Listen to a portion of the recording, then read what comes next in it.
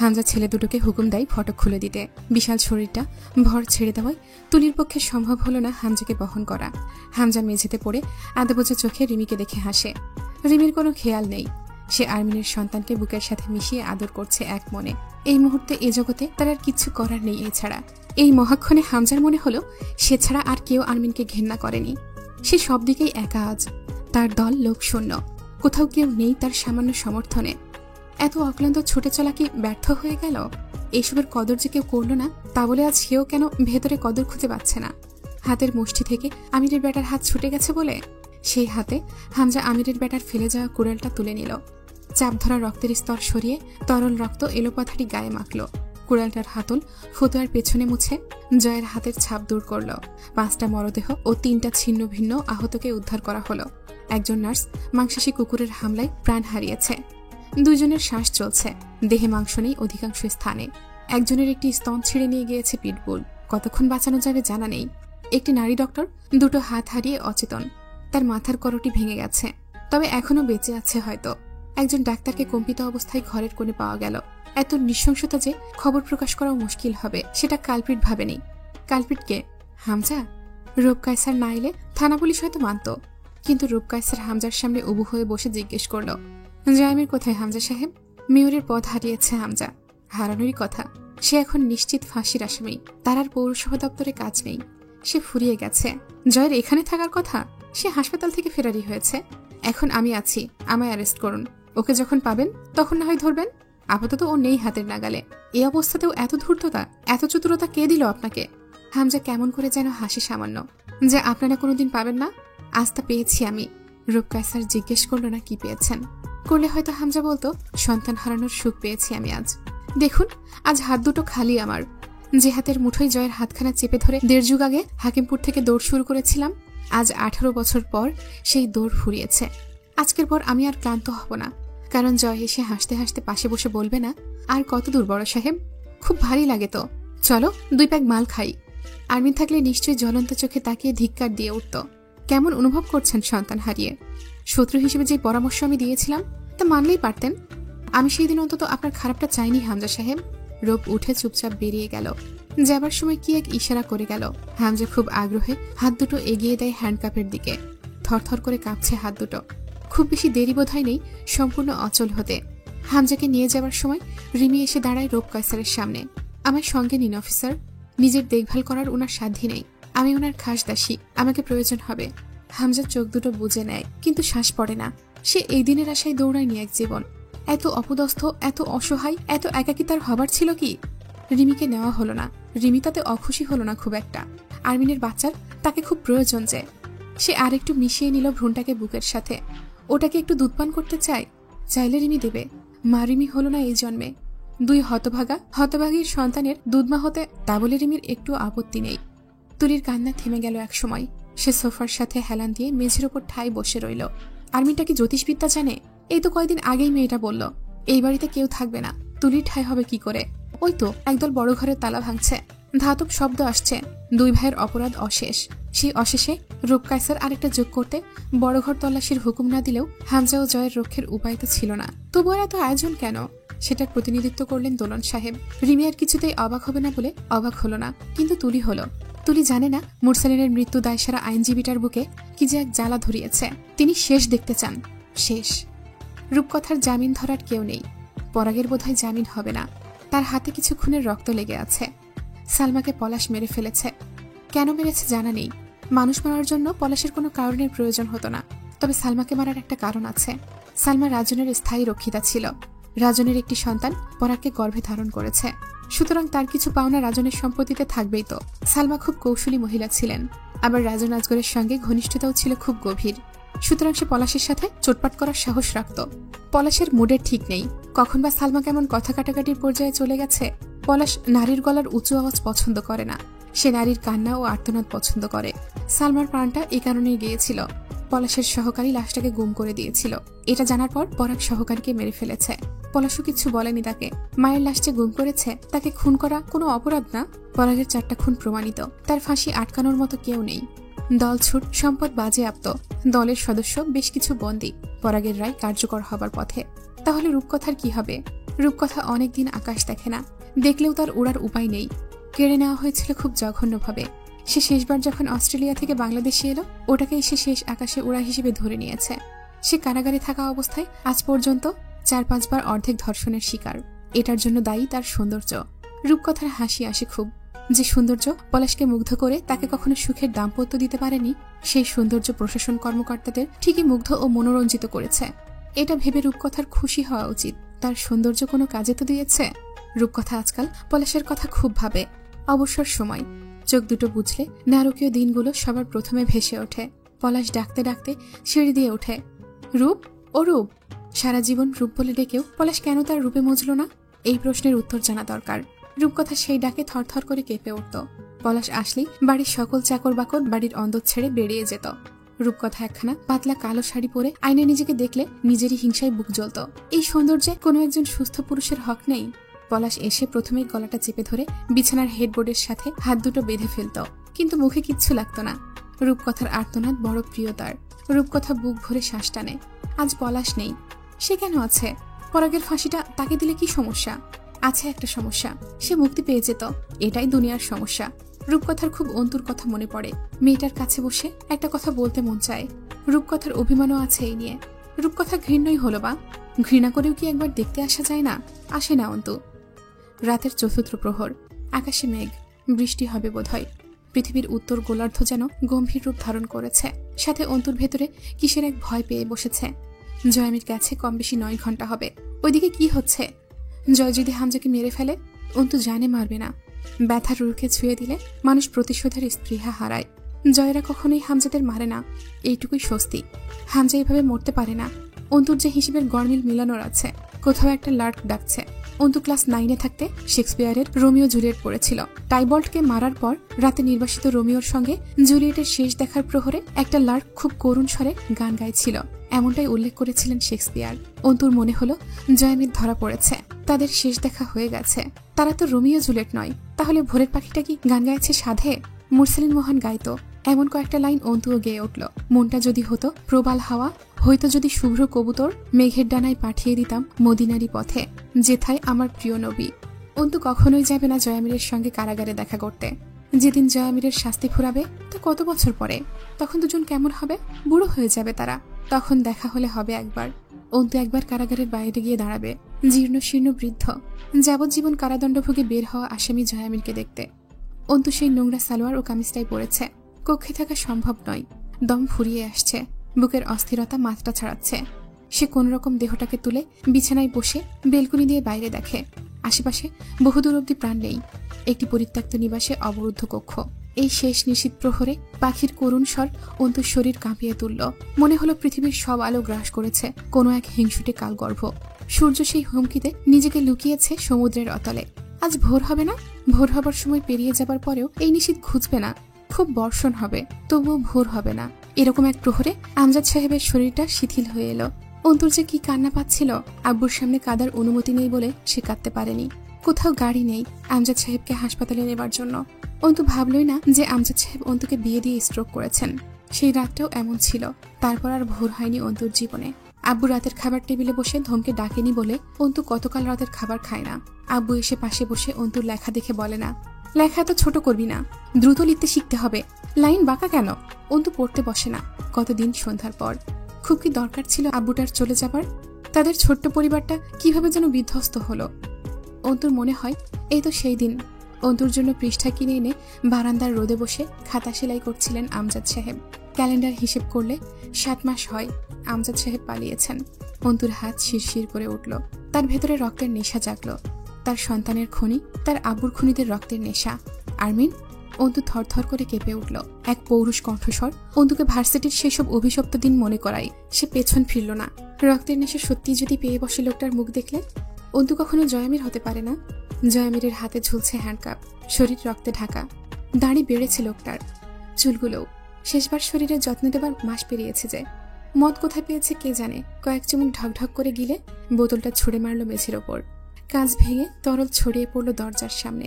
অন্তুকে কি জয়ামিরের ক্ষতবিক্ষত ক্লান্ত পরিশ্রান্ত দেহ অবয়ব একটু প্রভাবিত করল না? না, সে বরং জিজ্ঞেস করল, আবার কেন এসেছেন এখানে? মরতে? জয়ামির হেসে ফেলল। বাইরেও মরণ, বেশ, আমার পাপের বোঝা না বাড়ুক, বাইরে গিয়ে মরুন।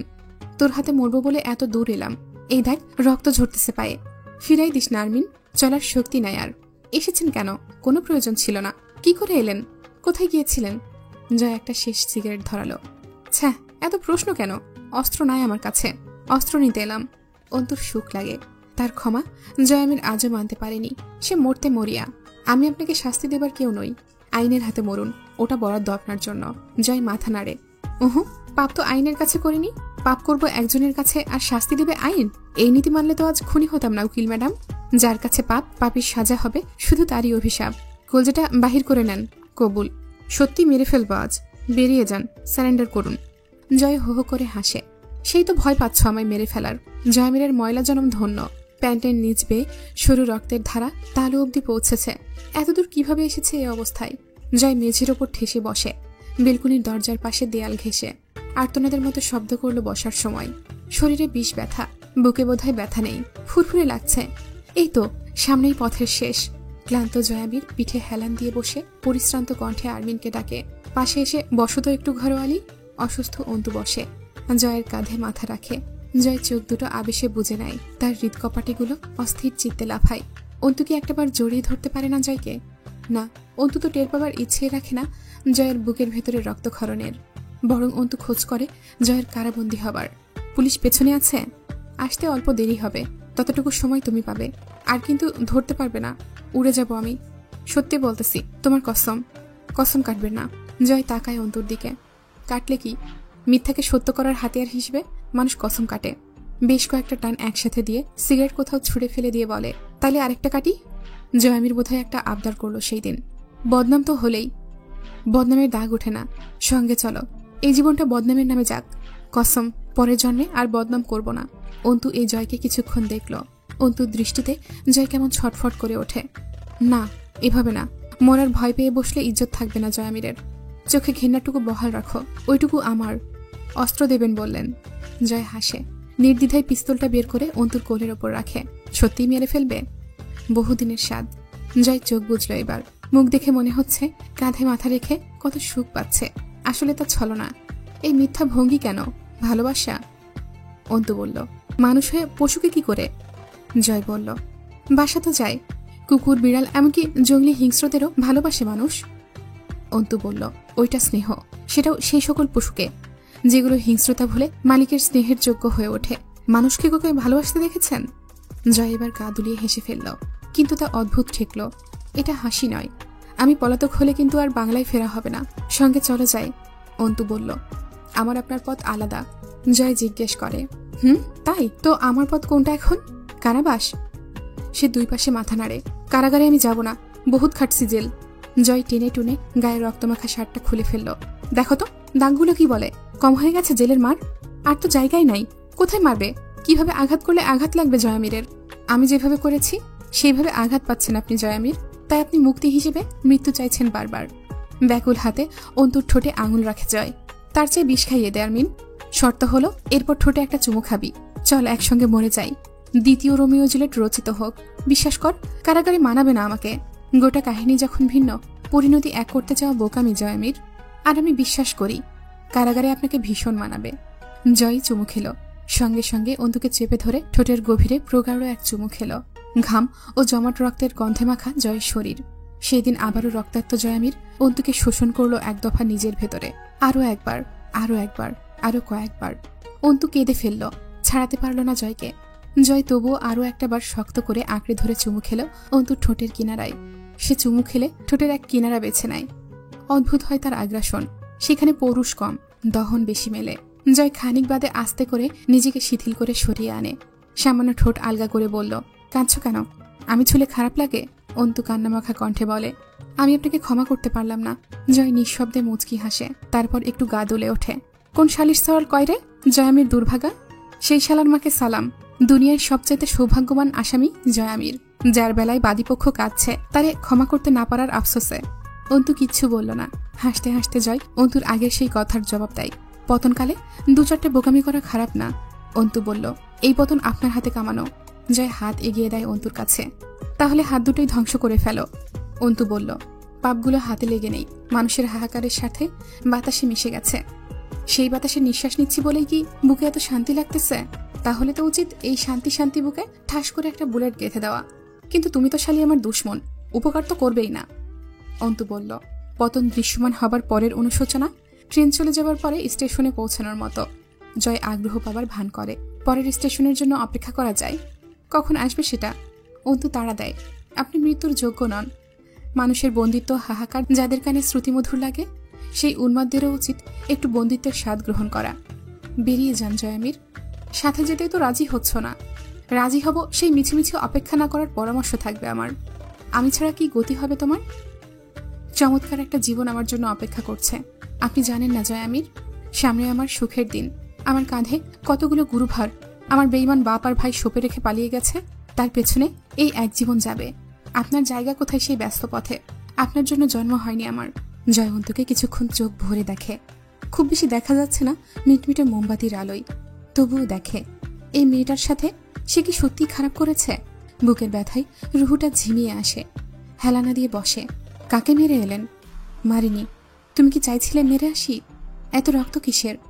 জয় সেই প্রশ্নের উত্তর না দিয়ে বড় উচ্ছ্বাসের সাথে জানায়, আমি বাপ হচ্ছিলাম, জানো হিংসা হয়। আল্লাহ পাকের বিচার সম্বন্ধে ধারণা রাখেন না? শত শত বাচ্চা বলি দিয়ে বাচ্চার বাপ হতে আসা নরপশুর জন্য হিংসা? ওর ভাগ আপনাকে দেওয়া হতো না। আচমকায় জয় অন্তুকে চেপে ধরে, গালের দুপাশে হাত রেখে একটু পাগলের মতো বলে, ভাগ চাইছে কে? তুই তো পরের মেয়ে আরমিন। ও আমার রক্ত, আমার। এই যে এই জয়ামিরের। নয়তো তুই বাঁচিয়ে নিতি সেই দিন। আমার কেউ নেই বলে আমার শেষটুকু কেউ ছিনিয়ে নিল, কেউ দিল। চেষ্টা করিসনি পালানোর। শাস্তি শাস্তি দেওয়ার জন্য বাঁচাসনি না? কিসের শাস্তি? অন্তু সজোরে এক ধাক্কা মারল জয়ের বুকে। চুপ করুন অসুস্থ লোক। রক্তের বড়াই করছেন? ওই রকম কামের বসে পতিতালয়ের খরিদ্দাররাও রক্ত ঢেলে আসে বেগানা নারীর জরায়ুতে। বাপ শব্দটার মর্যাদা রক্ষার জন্য হলেও খবরদার আপনার নাপাক জবানে বুক ফুলিয়ে বাপ হবার ঘোষণা করবেন না। সেই যোগ্যতা সবার থাকে না। বাপ হতে সন্তান জন্ম দেওয়ার চেয়েও বাপের কর্তব্য পালন করতে জানাটা জরুরি। আর সেই কর্তব্য শুধু নিজের সন্তানের ক্ষেত্রে নয়, আগে মনে মনে বাপ হতে হয়। একজন বাপ কখনো অন্যের সন্তানের জন্য ক্ষতিকর হয় না। আমার বাপকে দেখেছেন না? বাপ তো আমারও ছিল, তাকে কি দিয়ে দুনিয়া ছাড়া করেছেন? বাপ তো মুরসালিনেরও বাপ, বাপ তো বন্দি বাচ্চাগুলোরও বাপ। দুনিয়া সহজ নয়, দুনিয়ার ঋণ রাখে না জয়ামির, মিটিয়ে দেয়। আপনাকেও দিয়েছে। এত হয়রান হচ্ছেন কেন?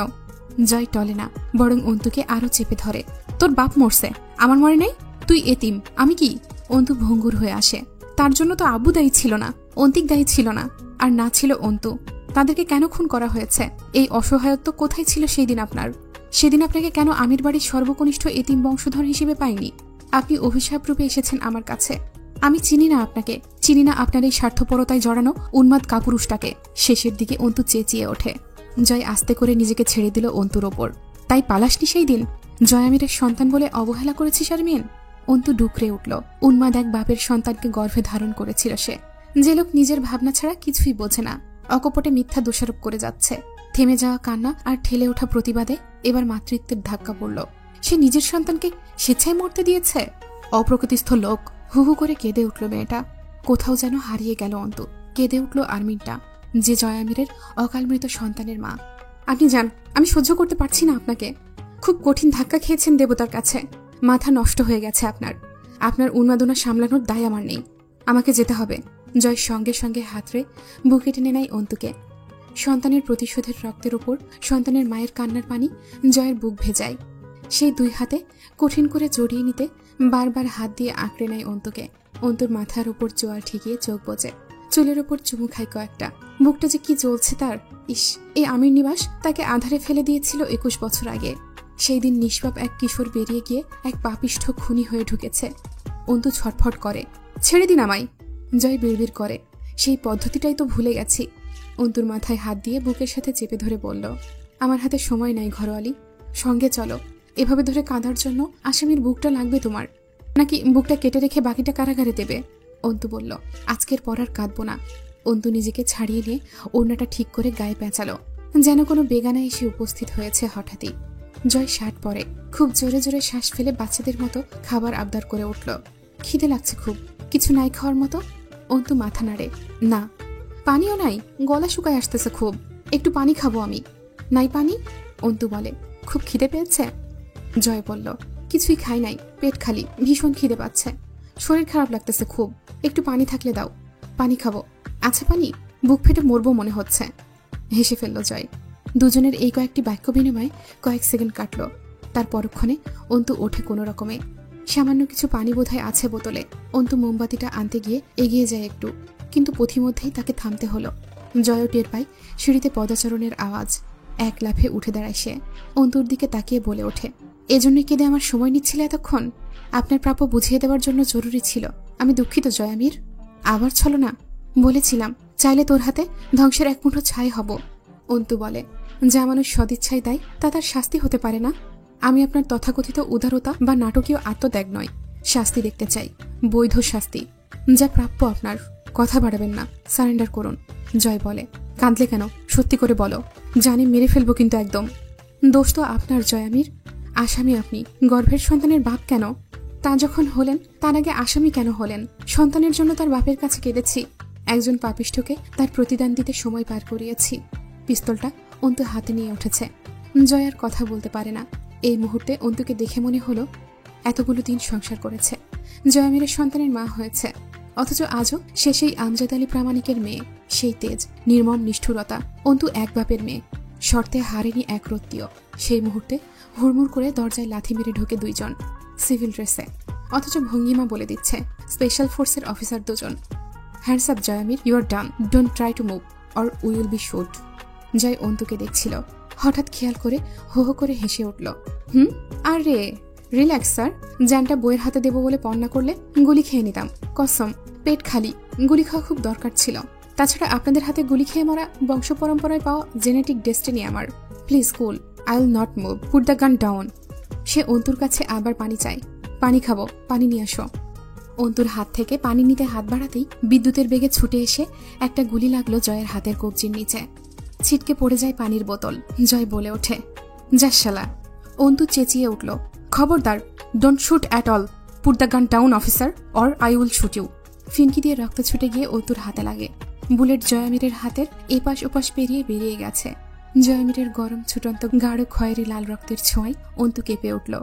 ছুটে এসে ওড়না দিয়ে চেপে ধরল হাতটা। জয় অন্তুকে বুকের সাথে বাহুডোরে জড়িয়ে নিয়ে দাঁড়ায়।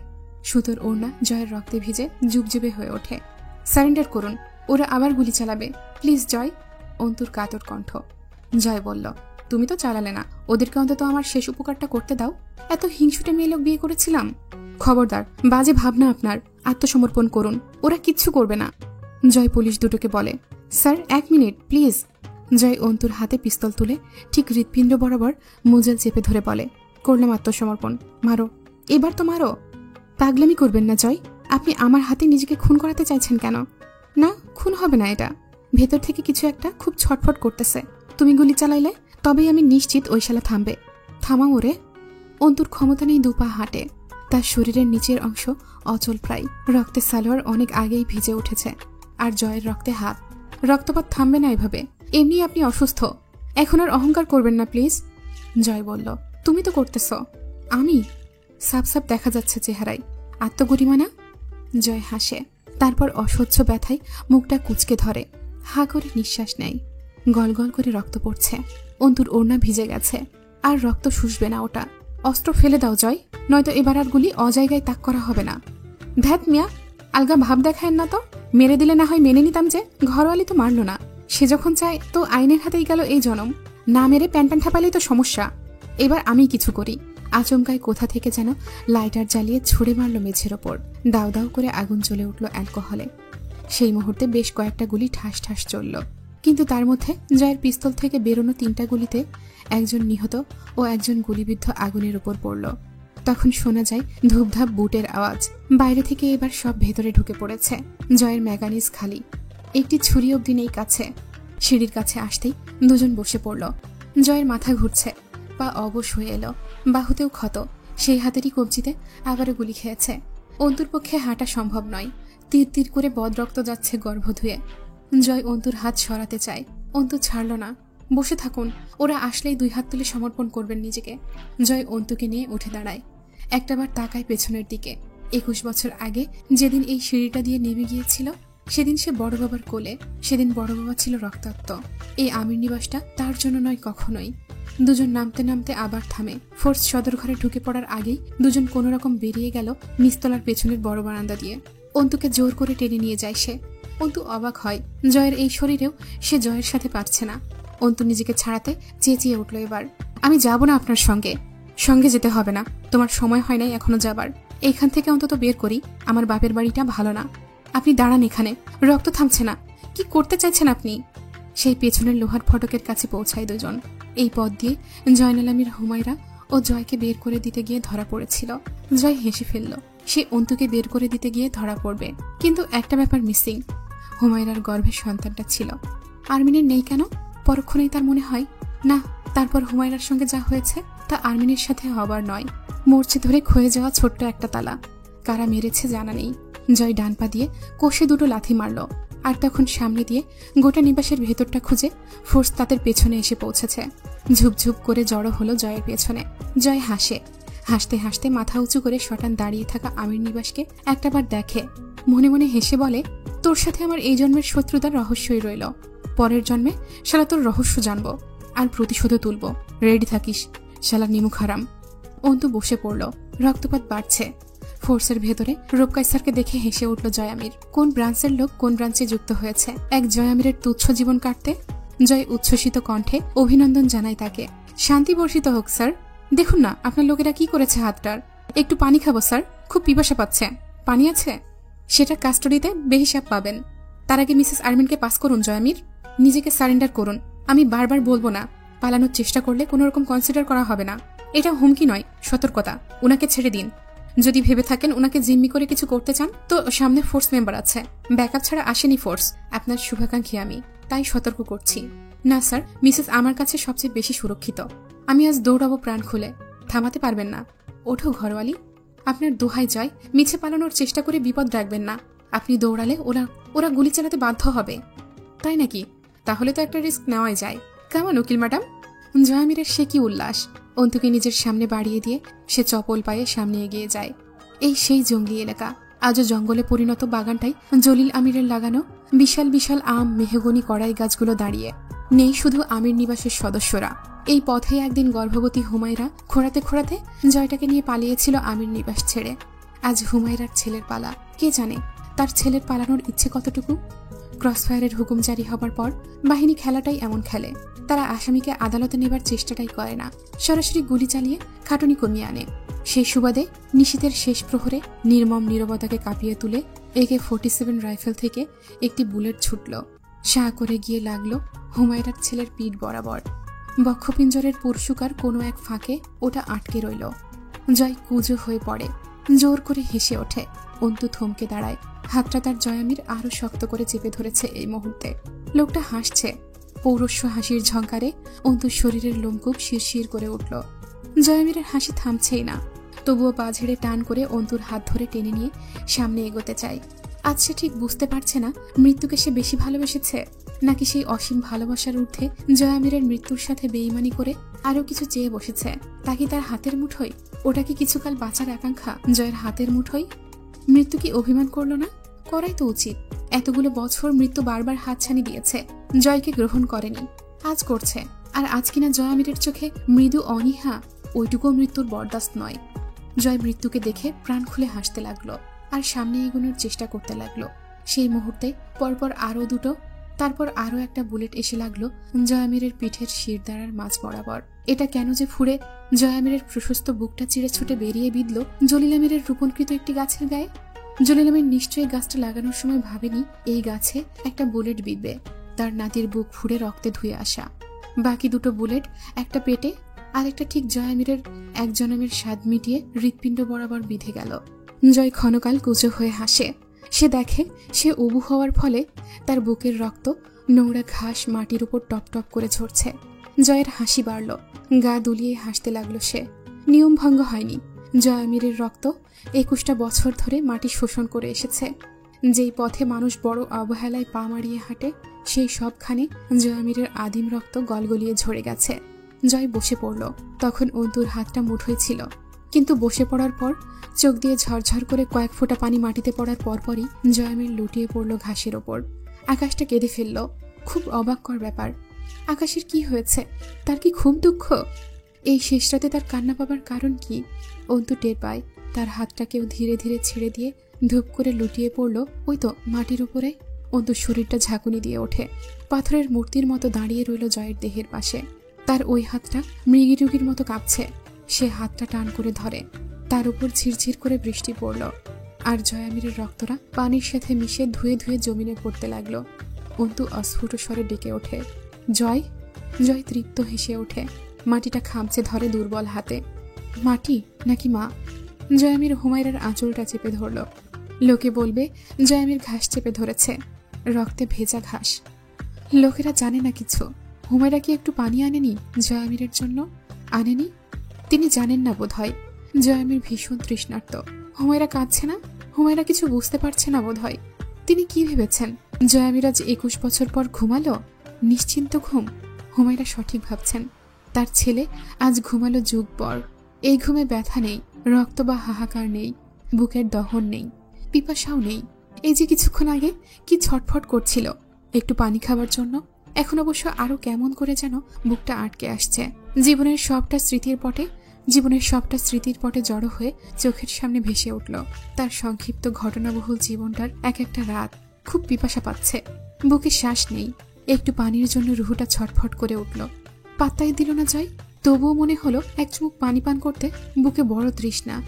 বৃষ্টিটা এলো তার পিপাসা নিভে যাবার মুহূর্তে।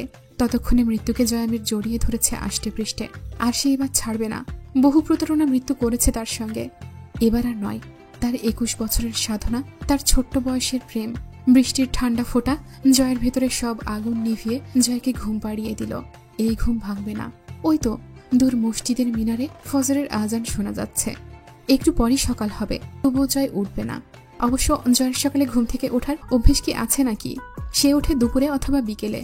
কিন্তু আজকের ব্যাপারটা ভিন্ন। আজ বিকেল গড়িয়ে সন্ধ্যা হবে, রাত হবে। সেই রাত শেষ হয়ে আর একটা সকাল হলেও জয়ামির কিছুতেই উঠে গিয়ে গলা ফেড়ে ডাকবে না, তরু আমার শার্টের বলটা কয়দিন পর পর ধুস। খাউজানি হয়ে গেল যে ময়লা শার্ট পরে। আজ কি রাত শেষটা? মাস হইলে হোটেলে জায়গা, ওই বালটা ছাড়া তো কিছুই পাস না। জয়ামিরের আর একটা বিষয় জানা দরকার ছিল। কুষ্টিয়াতে একটা কাণ্ড ঘটে গেছে। শেষ রাতে মার্জিয়ার প্রসব বেদনা উঠেছিল। ফজরের আজানের সাথে সাথে মার্জিয়ার গর্ভ ছেড়ে একটা হুমায়রা এসেছে। হুমায়রা অন্তিক। জয় জানলে কি করতো বলা যাচ্ছে না। তাকে জিজ্ঞেস করলে এখন আর বলবে না। কিন্তু বিজ্ঞান বলে মানুষ মরার পরে 7 মিনিট মস্তিষ্ক সচল থাকে। কানো এখন খবরটা দিলে জয়ামি শুনবে কি? কিন্তু বলবে কে? অন্তুটাও তো জানে না। অন্তু বসে পড়ল আলগোছে জয়ের কাছে। তার কেন মনে হলো দুনিয়ায় আজ সে একা হলো? শেষ হাতটাও এই তো এইখানে তার হাত ছেড়ে পালালো। অন্তু জয়ামিরকে ঝাঁকালো, জয়, এই জয়। জয় উঠল না। অবাধ্য বেয়াদবের মতো শুয়ে রইল চুপচাপ। চোখটা সামান্য খুলল না অবধি। অন্তু রক্তে মাখা হাতটা মুঠোয় পুরে ঝাঁকায়, মৃদু স্বরে ডাকে। জয় চুপ করে শুয়ে আছে। অন্তুর বিশ্বাস হচ্ছে না। সে বোকা না। এটা হয় নাকি? জয়ামির আর নেই, এটা বিশ্বাস করা যায়? সে আর ডাকবে না, হাসবে না বেহায়ার মতন। অন্যদিন হলে এখনই উঠে 2-4টা গালিয়ে দিয়ে স্বভাব সুলভ ভঙ্গিতে হেসে উঠত। হাসবে না নাকি আর? চেইনের লকেটটা বুকের উপর পড়ে আছে। জোরে বৃষ্টি আসছে। জয়ের রক্ত ধুয়ে চুয়ে যাচ্ছে। সে উঠে হাসছে না। বুলেট গেঁথে থাকায় যে ব্যথা, সেই ব্যথাকে 2টো গালিও দিচ্ছে না। লোকটার ধৈর্য বেড়েছে। বুকের আগুন যে নিভে গেছে তাই। সেই তারিখটা 17 জুলাই 2015 খ্রিস্টাব্দ। তারিখটা আন্তর্জাতিক ন্যায় বিচারের দিবস। সেদিন জয়ামির ন্যায় বিচার পেল নাকি দুনিয়াকে দিয়ে গেল বলা মুশকিল। মেহজাবিন উঠে শাড়ির উপর একটা সাদা সুতির ওড়না জড়িয়ে অজু করে এসে নামাজে দাঁড়ালো। ততটুকু সময় ক্যাথরিন পেলেন নিজেকে সামলানোর। 48 বছর বর্ষিয়া নারী ছিলেন তিনি। ঘর সংসার ত্যাগ করেছেন কয়েক যুগ আগে। মানব সেবায় নিয়োজিত করেছেন তুচ্ছ জীবনখানা। বিলাসিতার রং তার জীবনে নেই। রোজ তিনি বাইবেল পাঠ করবার সময় অহিংসাকে পালন করেন ভেতরে। অথচ আজ এক হিংস্র পাপিষ্ঠের জন্য তার চোখে পানি। একে ঈশ্বরের কাছে পাপ বলে বিবেচিত হবে? তিনি মেহজাবিনকে দেখলেন। মেয়েটি তাকে মাদাম বলে সম্বোধন করে। উচিত নয়, তাকে ডাকতে হবে সিস্টার বলে। কিন্তু তিনি কিছু বলেননি। এক অদৃশ্য টান তৈরি হয়েছে মেয়েটার উপর। তার ইচ্ছে তৈরি হয়েছে বাকিটা জীবন মেয়েটির সঙ্গে পরিচয় রাখার। ভেতরে অসংখ্য প্রশ্ন জমেছে। মেহজাবিন কেন মারা গেল না? তার তো জীবনের প্রতি তৃষ্ণা নেই, কিন্তু প্রতিশ্রুতির ওপর ভক্তি আছে অসীম। নয়তো একটি অসহায় নারীর মিছিল কাঁধে বয়ে নিতে নিজের নষ্ট জীবন কেউ বহাল রাখে না। মেহজাবিন মার্জিয়াকে কথা দিয়েছিল, মার্জিয়া ও তার বাচ্চার এই জীবনের দায় সে বয়ে দেবে। সেই প্রতিশ্রুতি রক্ষার্থে মাহজাবিন এক জীবন উৎসর্গ করেছে। কিন্তু শুধু তা না হলে মানা যেত। নিজের ভাইয়ের সন্তানকে পালন করলই বা সে যে তার জীবনকে নরকে করা 3টি প্রধান পাপিষ্ঠদের ঘরের নারীদেরকে অবধি বয়ে নিয়ে বেড়াচ্ছে। এটা কি মহত্ব নাকি পাগলামি? যেখানে তার নিজের বেঁচে থাকার হেতু নেই, সংসার নেই, স্বামী সন্তান, শারীরিক সুস্থতা, বাবা মা কেউ নেই, তো শুধু এই বেঁচে থাকা পরের জীবন টেনে দেবার দায়ে? ক্যাথরিন অবাক হলেন। মাহজাবিন কি তার মতো এক ব্রতী নয়, যে কেবল মানুষের সেবায় এক জীবন উৎসর্গ করেছে, যার নিজের জীবনে কিচ্ছু নেই, নিজের বলতে কিচ্ছু নেই, আছে কেবল এক কাঁধ ভর্তি দায়বদ্ধতা, স্বার্থহীনতা। সেই দায় টানতে মাহজাবিন নিজের এই অসহনীয় জীবনটা বয়ে চলেছে। জেনে বুঝে হেরে গেছে শুধু একটি ওয়াদার কাছে, একটি পাপের কাছে। জয়ামির যেমন আত্মহত্যা করলো বন্দিত্ব ও জীবন থেকে, মাহজাবিন পারেনি। আত্মহত্যা মহাপাপ, মাহজাবিন এখানেই কাবু। কিন্তু জয়ামির পাপের ঊর্ধ্বে। যে কেউ বলবে জয়ামিরকে ক্রসফায়ারে মারা হয়েছে। ক্যাথরিন তাদের কাউকে কখনো অবশ্য বোঝাতে যাবে না। জয়ামিরের সেই রাতের গোটা আয়োজনটাই ছিল এমন এক আত্মহত্যার, যা আপাতত দৃষ্টিতে আত্মহত্যা বলে বিবেচিত হয় না, কারণ কেউ মাহজাবিনের মুখে সেই বর্ণনা শুনবে না। জয়ামির কি প্রচেষ্টা ও উন্মাদনার সাথে বাধ্য করেছিল তার উপর গুলি চালাতে? পালিয়ে গিয়েছিল সে জীবনের থেকে। ক্যাথরিন একবার মাহজাবিনের মতোই কৃতজ্ঞ হয়েছিলেন জয়ামিরের ওপর, যখন তিনি শুনেছিলেন পলাশের ছাদ থেকে মাহজাবিনের সম্মান রক্ষার গল্প।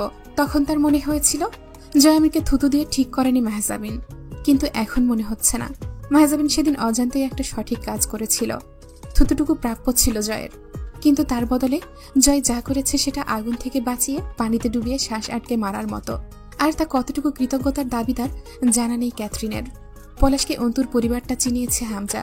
এরপর পলাশ কেবল নিজের কাজটা করেছে, যেটা তার কাজের পদ্ধতি, সেভাবেই যা করার করেছে।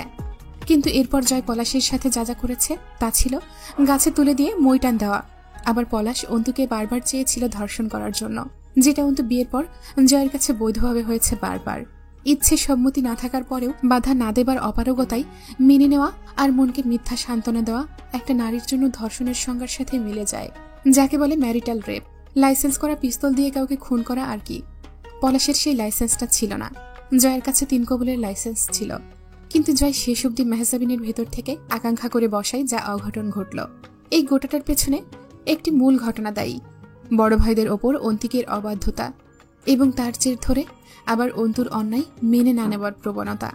মিস ক্যাথরিন ভেবে ক্লান্ত হয়ে উঠলেন। মাহজাবিনকে দেখলেন। মাহজাবিন শান্ত চিত্তে তার রবের সামনে নিজেকে সমর্পণ করেছে। এক একটি সেজদা লম্বা, তার স্নিগ্ধ গম্ভীর চাপা বিষাদে মাখা মুখখানা। অজুর পানি ছিটকে লেগে আছে মুখটাই। নারীর সহ্য ক্ষমতার মাত্রা কতটুকু? পাশের ঘর থেকে শিশুকন্যার কান্নার আওয়াজ এলো সামান্য। মার্জিয়া দুটো চাপা ধমকে চুপ করালো মেয়েটিকে। মাহজাবিন নামাজ শেষ করে উঠলে ক্যাথরিনের একটা গুরুত্বপূর্ণ প্রশ্ন মনে পড়ল। মাহজাবিন, অন্তিকের মেয়ের নাম কি হুমায়রা রাখা হয়েছে? আরিবা মুমতাহিনা। বলতে বলতে মাহজাবিন সোফায় বসল। আমি রেখেছি নাম। মিস ক্যাথরিন বললেন, খুব সুন্দর নাম। এরপর তিনি আনমনা হলেন। জিজ্ঞেস করার সাহস পেলেন না, জয়ামিরের কাঙ্ক্ষিত নামটি রাখেননি? পিতার খুনি সন্তানের নাম ঠিক করতে পারে না? মার্জিয়া তা বরদাস্ত করবে না। যে সন্তানকে গর্ভে নিয়ে সে বিধবা হয়েছে, সেই সন্তানের নাম তার স্বামীর খুনি রাখবে? প্রশ্নই ওঠে না তো। নামটা জয়ামির উচ্চারণ করেছিল বলে মার্জিয়া 4 অক্ষরের সেই নামটিকেও ঘৃণা করে। জানো মাহজাবিন, আমাদের ক্যাথলিক খ্রিস্ট শাখার ভিত্তি হল ট্রিনিটি, অর্থাৎ ত্রিত্ববাদ, father, son and holy spirit. আমি কি তোমার প্রতীকী অর্থে তোমার অবরুদ্ধ নিষিদ্ধকে পিতা, পুত্র ও পবিত্র আত্মার প্রবাহ ধরে নিতে পারি? মাহজাবিন মাথা নাড়ে। পবিত্র আত্মাকে মাদাম? যদি আপনি আমাকে নির্দেশ করেন তো আমি বানহা চাইছি। আপনি যা বললেন তা আমার ধর্মমতে শিরক। কিন্তু আপনি যখন প্রতীকী অর্থ ধরেছেন, সেক্ষেত্রে জয়ামির ও তার সন্তান যদি পিতাপুত্র হয়, পবিত্র আত্মাটার স্থানটি আমার জন্য ফাঁকা থাকে। অথচ আমি পাপিষ্ঠা। কি পাপ করেছ? আমি এই হাতে মানুষ খুন করেছি, অথচ কারাবরণ করিনি।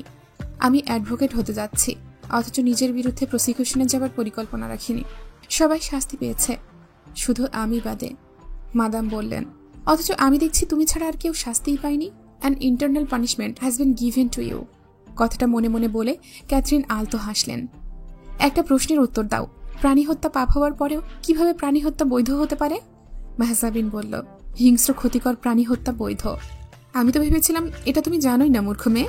কোন ধর্মের কাছে যাবে তুমি?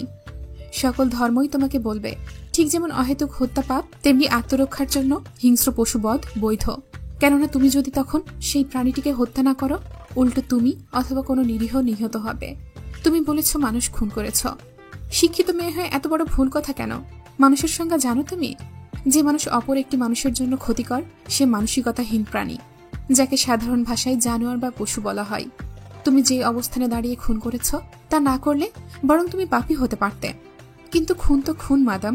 আমি আগামীতে যখন কোনো খুনি আসামির বিরুদ্ধে আদালতে দাঁড়াবো, আমার মনে পড়বে তারই মতো একটি পাপী আমার ভেতরেও আছে। আমি কেন আজ কাঠগড়ায় না দাঁড়িয়ে আইনজীবীর স্থানে? মিস ক্যাথরিন একটু হাসল। জয়ামির আর মেহজাবিনের মধ্যে প্রধান ফারাকটা কোথায়? এখানেই। জয়ামির পাপ স্বীকার করেছে, কিন্তু অনুশোচনার ধারের কাছেও ঘেঁষেনি। সক্রেটিস বলেছেন, অন্যায় করে অনুতপ্ত না হওয়াটা আর এক অন্যায়। মেহজাবিন এমন একটি খুনের অনুতাপে ডুবে আছে আজও, যা নৈতিকতার গভীর দৃষ্টি থেকে দেখলে খুনই নয়। অথচ জয়ামির সামান্য অনুতাপ করেনি মরার আগ অব্দি। শুধু পাপের স্বীকৃতি যথেষ্ট নয়, পাপ মোচনের জন্য অনুতাপ ও শাস্তি গ্রহণ ছাড়া পাপ মুক্তি নেই। এখানেই দুজনের পথ আলাদা হয়েছে।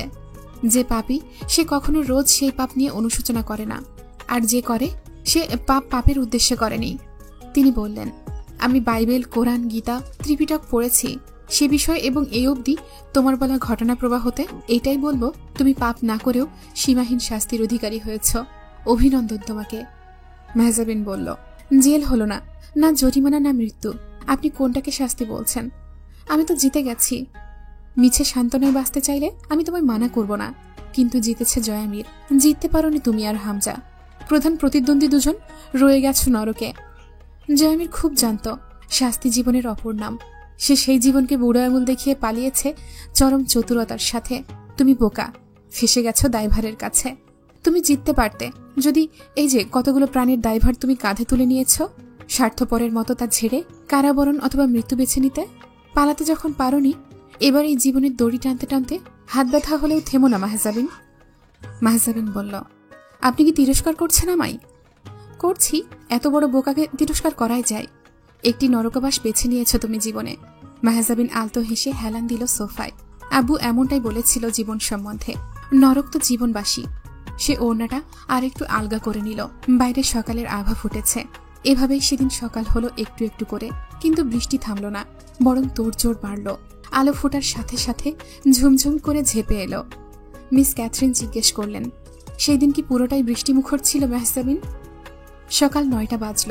তখনও ঝরছে আষাঢ়ে বৃষ্টি। অন্তু থরথর করে কাঁপতে লাগলো। লোকটা শুয়ে আছে, হাত থেকে রক্ত পড়া থেমে গেছে। বৃষ্টির পানিতে তাজা রক্ত ধুয়ে সবুজ ঘাসে লাল মিশে যাচ্ছে। আমির নিবাসের ফ্রন্ট ওয়ার্ডের ছাউনি পেট্রিকোর নিচে অবস্থান নিয়ে পুলিশ বাহিনী তখন এফআইআর লিখতে ব্যস্ত। তারা সরকারের কাছে জবাবদিহি লিখছে।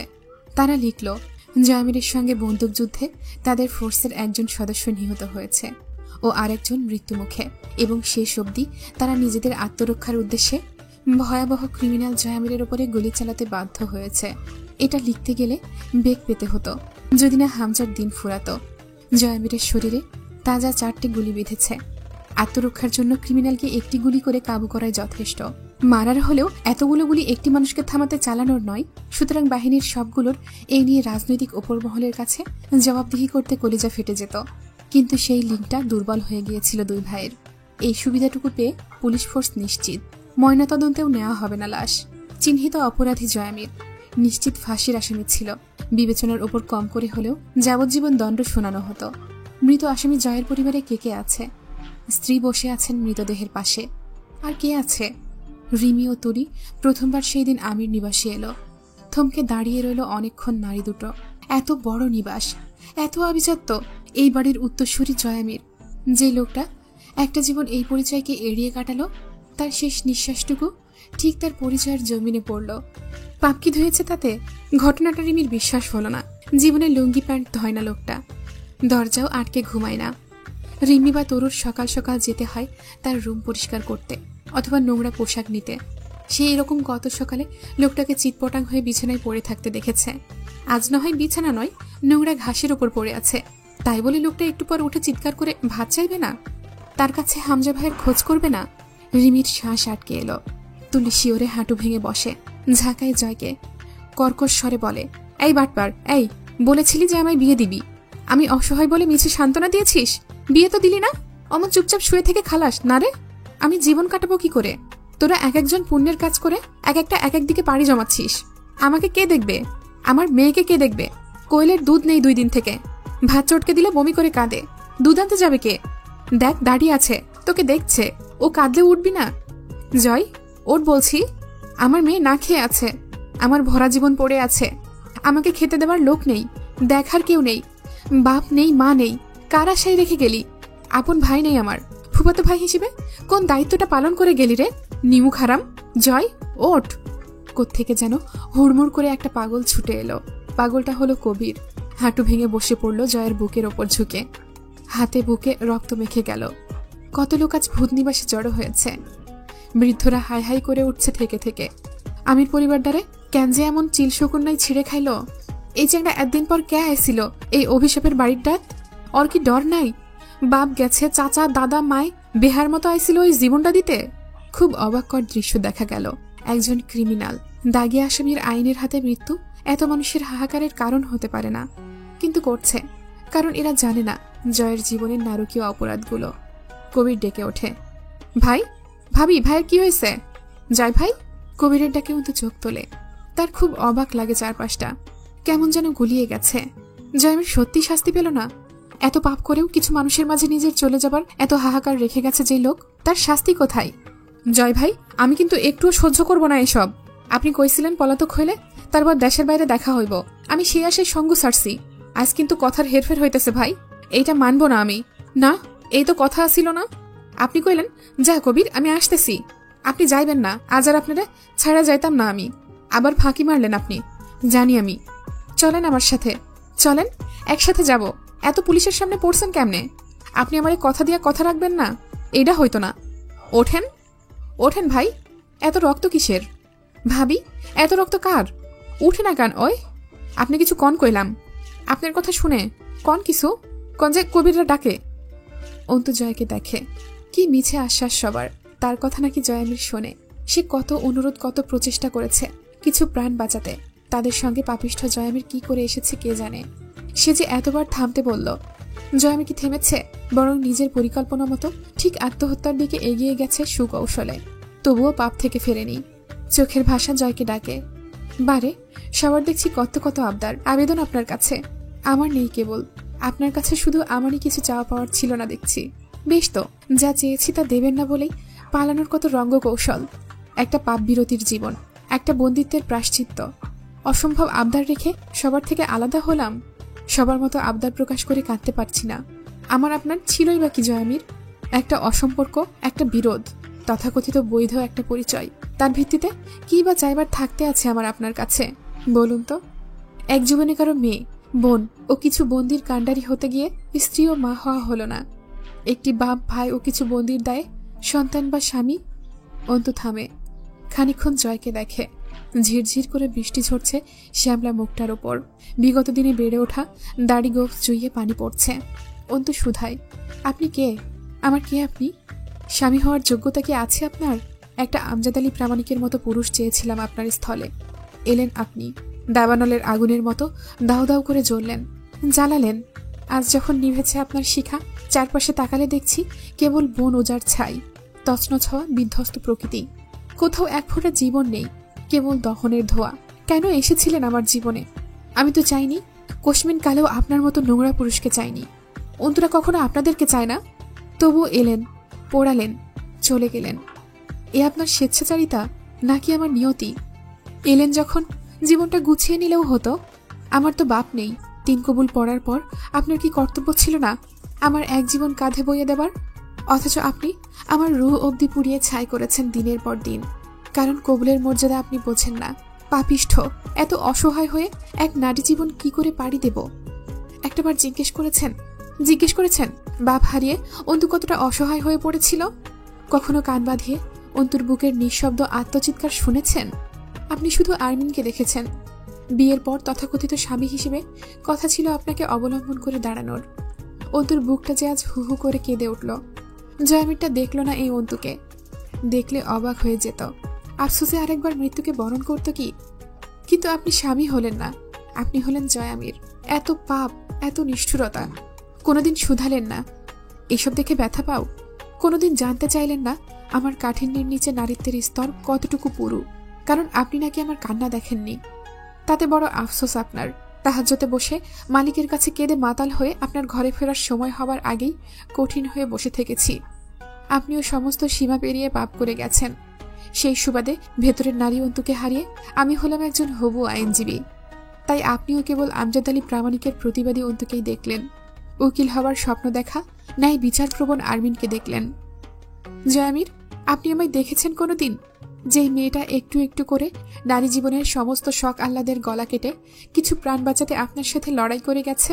শেষে না সেই প্রাণগুলো বেঁচেছে, না সে নিজে। আমার বয়স কত? 24? বুড়ি হয়ে গেছে আমি? বলুন না, আপনি এমন এক বৈধ পুরুষ আমার, যে হয় যাবে কারাবাসে, না হয় নরকবাসে। আর এই দুটোর কোথাও না গেলে অবাধে পাপাচার, যেখানে শুধু নিরীহর রক্ত, ক্ষমতার দাপট ও ত্রাস। কোথাও তাকে নিয়ে সুস্থ সংসারের অপশন নেই। অথচ এই নারী জীবনে স্বামীর জায়গার দখলদারিত্ব সেই পাপিষ্ঠ পুরুষটির। কোনোদিন জিজ্ঞেস করেছেন এই জীবনে নারীত্বকে বিসর্জন দিতে আমার কলিজা থেকে কতটুকু রক্ত ঝরেছিল? সেই ব্যথার তীব্রতা কতখানি ধারণ করতে পারেন? নারী হয়ে জন্মে নারীত্বকে বর্জন। অথচ আপনি জয়ামির না হলে আমার একটা সংসার হতো, আমার সন্তান আমার গর্ভে থাকতো, আমার একটা জীবন হতো, একজন স্ত্রী ও মা হতাম আমি। সব কেড়ে নিয়েছেন। জবাব দিন, যখন এলেন কেন জয়ামির হয়ে এলেন? যে আপনি জয়ামির, সে কেন আমায় 3 কবুলে বাঁধলেন? আজ সে আপনি যে স্বার্থপরের মতো পালালেন। আমি কোথায়, কার কাছে যাব? আমার কে আছে? আমার আশ্রয় কোথায়? আপনি কারাগারে যেতেন, তখনও আমাকে আমার সন্তান পিতার পরিচয়হীনতায় মানুষ করতে হতো। কারণ আপনার মতো পাপীর সন্তান হওয়া কোনো সন্তানের জন্য শুধুই লাঞ্ছনার। যেভাবে আপনি মানুষ হয়েছেন, আপনার মতো সেই একই জীবন আমার সন্তানও পেত, শুধু প্রেক্ষাপট ভিন্ন। আপনাকে কেন কারাবাসায় যেতে হবে? এত পাপ কেন লেগে থাকবে আপনার হাতে? ঠিক আছে, থাকলো, আমি তার জবাবদিহিতা চাইতাম না, কিন্তু আমার জীবন নষ্ট কেন? কেন করেছেন? আপনার মতো জাহিলের স্ত্রী কেন হতে হয়েছে আমাকে? আপনি আমার কাগজ কলমের স্বামী, হৃদয়ের কতটুকু কেমন জিজ্ঞেস করেছেন কখনো? জিজ্ঞেস করলে হয়তো বলতাম। আপনি একটি সূচের বিষ মাখা সরু প্রান্ত, যা আমার হৃদয়ে প্রতিক্ষণে ঘুচিয়ে রক্তাক্ত ও ক্ষতবিক্ষত করেছে। তা শোনার পর কি স্বামী হবার চেষ্টা করতেন? তবুও ক্ষমা পেতেন না? আমি ভুল ছিলাম, আমি আপনাকে ক্ষমা করতে পারিনি। যদি আপনার শাস্তি মৃত্যু হয়, তো আমি ক্ষমা করেছি আপনাকে, কিন্তু অন্তুর ইজ্জত, আমজাদ প্রামাণিকের প্রাণ ও পরিবারের ঋণ তো তোলাই রইল। এত হিসেব গরমিল রেখে বর্বর শুয়ে থাকা পাপী পুরুষ, আপনি আমার স্বামী নন, আপনি আমার আসামি, দুর্ভাগ্যবশত আমার সন্তানের বাপ। আপনার কাছে আমার কিছুই চাইবার নেই। এই বিরোধ মিটল না, আপনি শর্ত ছেড়ে পালালেন, কিন্তু যে আরমিনের আপনার কাছে কিছু চাইবার নেই, সেই আরমিন আজ মিটে গেল। আজ থেকে কেবল সে একজন পাপিষ্ঠ বাপের পাপের প্রায়শ্চিত্তে অকালে প্রাণ দেওয়া সন্তানের মা, মাহজাবিন আমির। যেদিন এই লোক অন্তুকে পলাশের কাছ থেকে বাঁচিয়ে আনলো, অন্তু কৃতজ্ঞতাটুকু জমিয়ে রেখেছিল। আমজাদ সাহেব তাকে কৃতজ্ঞতা শিখিয়েছিলেন। পরের বার দেখা হলে মিটিয়ে দিত বোধ হয়, হয়তো একটু ইতস্থ করে গম্ভীর গলায় বলতো, ধন্যবাদ জয়ামির, তখন মানসিক অবস্থা ভীষণ খারাপ ছিল, আমার উচিত হয়নি থুতু দেওয়া। একটা সত্যি কথা বলি, বিশ্বাস করবেন? আমি মিথ্যা বলি না। থুতুটুকু পলাশের জন্য বরাদ্দ ছিল, তা আপনাকে দিয়ে বসেছি। আমি আপনার ছোট বোনের মতো, আমার বড় ভাই আমাকে ওই পরিস্থিতিতে ঠেলে দিয়েছে, আর আপনি আমায় বড় ভাইয়ের মতো কাজ করে বাঁচিয়ে এনেছেন। সিনিয়র আপনি, আমি ছোট মানুষ, ভুল হয়েছে আমার। কিন্তু এরপর এই ক্ষমা চাইবার পর জয়ামিরের প্রতিক্রিয়া কেমন হতো জানা নেই, কিন্তু অন্তু জানতো না ইতিমধ্যেই তার সঙ্গে এর চেয়েও খারাপ কিছু করার পরিকল্পনা জয়ামির ও হামজা করে রেখেছিল, হয় পলাশের রূপটপে, নয়তো ক্লাব ঘরের দোতলায়। কিন্তু জয়ামির মাঝখানে থুতুর বদলা নিতে গিয়ে ঘটনা বদলে দিল। অন্তুর জীবনটা কেড়ে নিল নোংরা ছলনার কৌশলে। অথচ লোকটা তাকে বারবার ছলনাময়ী ডেকে গেছে, যে কিনা নিজেই ছলনায় মেরেছে অন্তুকে। জয়ামির যখন ঘুমাতো, অন্তু কোনোদিন নজর বুলিয়ে দেখেনি, রুচি বা ইচ্ছে হয়নি। আজ দ্বিতীয়বারের মতো দেখল মুখ থেকে রক্ত চুইয়ে বৃষ্টির পানির সাথে ধুয়ে যাচ্ছে। মুখে একরত্তি ব্যথার লক্ষণ ফুটে ওঠেনি, ঠোঁট দুটো এখনো হাসছে, যেই হাসিটা তার ঠোঁটে চিরস্থায়ী। অন্তু আবার অবিশ্বাসে পড়ল, এই লোক উঠে এসে গা ঘেঁষবে না? অন্তুর যে কি হলো আজ? আজ তার ভেতরে বড্ড নারীত্বের লাফালাফি টের পেল সে আজ এক মুহূর্তের জন্য সদ্য বিধবা হয়ে উঠল। জয়ামিরকে তার ছুতে ইচ্ছে করল, তার দেখতে ইচ্ছে করলো আগ্নেয়াস্ত্র থেকে ছুটে আসা বুলেট ওই পাষাণের বুকে কেমন ক্ষত তৈরি করেছে। জয়ামিরের একটি অনাকাঙ্ক্ষিত আবদার ছিল, সে রুমে ঢুকেই অন্তুকে বলতো, শার্টটা খুলে দাও তো ঘরোয়ালি। অন্তু দেয়নি কখনো। আজ সে জয়ামিরের বুকের ক্ষত দেখতে আলগোছে শার্টের বোতাম খুলে আলগা করলো। রক্ত জমাট বেঁধে ক্ষতর মুখ বুজে গেছে। থোকা থোকা রক্তের চাপ বুকের ওপর সূক্ষ্ম ছিদ্র দিয়ে তীর তীর করে রক্তের ধারা বয়ে বৃষ্টির পানির সাথে মিশে যাচ্ছে। এই রক্তে হামজার ভাগ আছে। কত অংশ হামজার সেটা জানা নেই। হামজাকে কনস্টেবল জানায়, ও হামজা সাহেব, জয়ামির ক্রসে গেছে। হামজার দম বন্ধ হয়, চেয়ারের উপর গা ছেড়ে দেয়। কেমন মৃত্যু পথযাত্রীর মতো সীমাহীন পিপাসায় যেন একটা ঢোক গিলল সে কোনো রকম। ঘেমে গেছে শরীর। তারপর মুহূর্তের মধ্যেই গলা টিপে পায়ের তলে করে কনস্টেবলকে। আরেকবার বল কথাটা, উচ্চারণ কর। খানকির চ্যাংড়া, তোর জিহ্বা ছিঁড়ে চিবিয়ে খাবো। কয়েকজন মিলে অসুস্থ হামজাকে ছাড়াতে পারল না। যতক্ষণ না হামজার স্নায়ু শিথিল হয়ে সে হুড়মুড় করে পড়ে গেল মাটিতে। মৃগী রুগীর মতো কাঁপতে লাগলো শরীর, শ্বাস প্রশ্বাস হাঁপানি রুগীদের মতো। জয় কোথায়? জয়ের গোসল হচ্ছে। সেই শেষ রাত থেকে সে ভিজছে রক্ত ও পানিতে একাকার হয়ে। আমির নিবাসের ভিটায় 21 বছর পর তার আবার গোসল হলো। এতক্ষণ সে ভেজা ঘাসে শুয়েছিল, এখন তার জন্য একখানা খাটিয়া এসেছে। তাকে সেখানে শোয়ানো হলো। একেবারে গোসল শেষে হুমায়রা দাবড়ে ধরে পোশাক পরিয়ে দিলেন না, কারণ জয় আজ ছুটছে না। তাই কয়েকজন মৌলবি মিলে তার ক্ষতবিক্ষত দেহটা সাদা ধবধবে 5 টুকরা কাপড়ে মুড়ল। মৌলবীরা জানে না জয় বেঁচে থাকলে ওই মৌলবীদের জানের ঝুঁকি ছিল। অন্তু দেখল আমজাদ সাহেবের শেষ গোসলের দৃশ্য। এবার সে কেঁদে উঠল। তার কেন যেন মনে হচ্ছে এবার শেষবারের মতো সে হারল। আজ গিয়ে সে চিরকাল একলা হলো। আজ সে ফ্রন্টিয়ার্ডের গোল পিলারের সাথে হেলান দিয়ে নিশ্চুপ বসে থাকা দর্শক।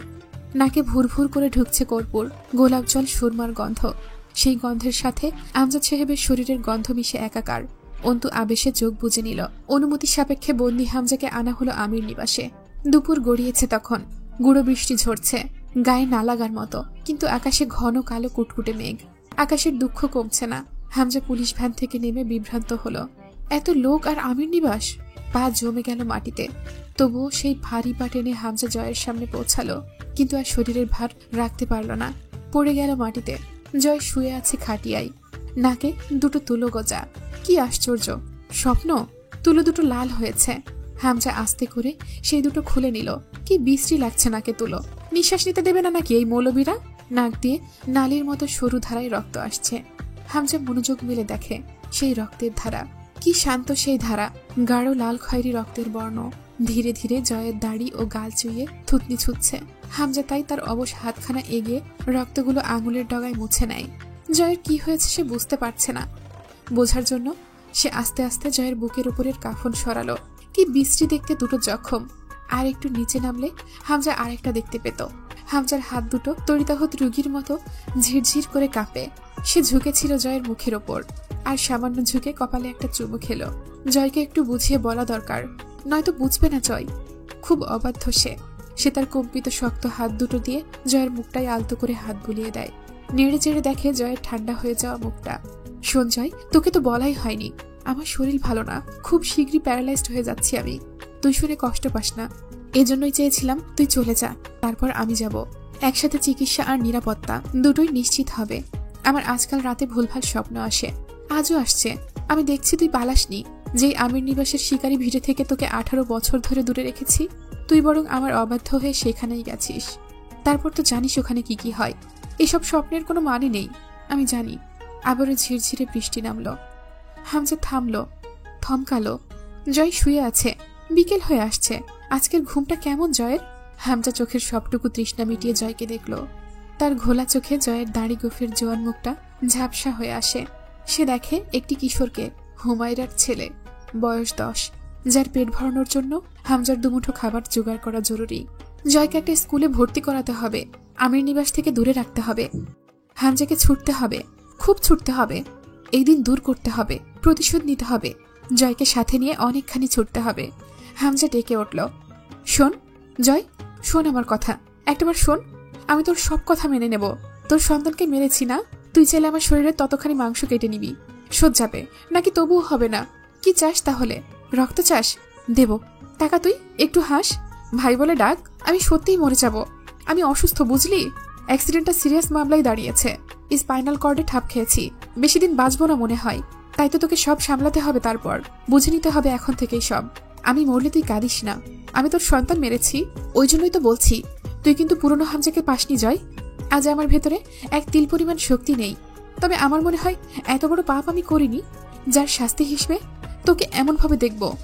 আমার হাতে গড়া তুই আমার সামনে দিয়ে চলে যাবি কিনা? আমার অধিকার নাই? এই তোর বুকে যে গুলি চলেছে, ওই বুক প্রশস্ত করতে আমার বুক ক্ষয় গেছে।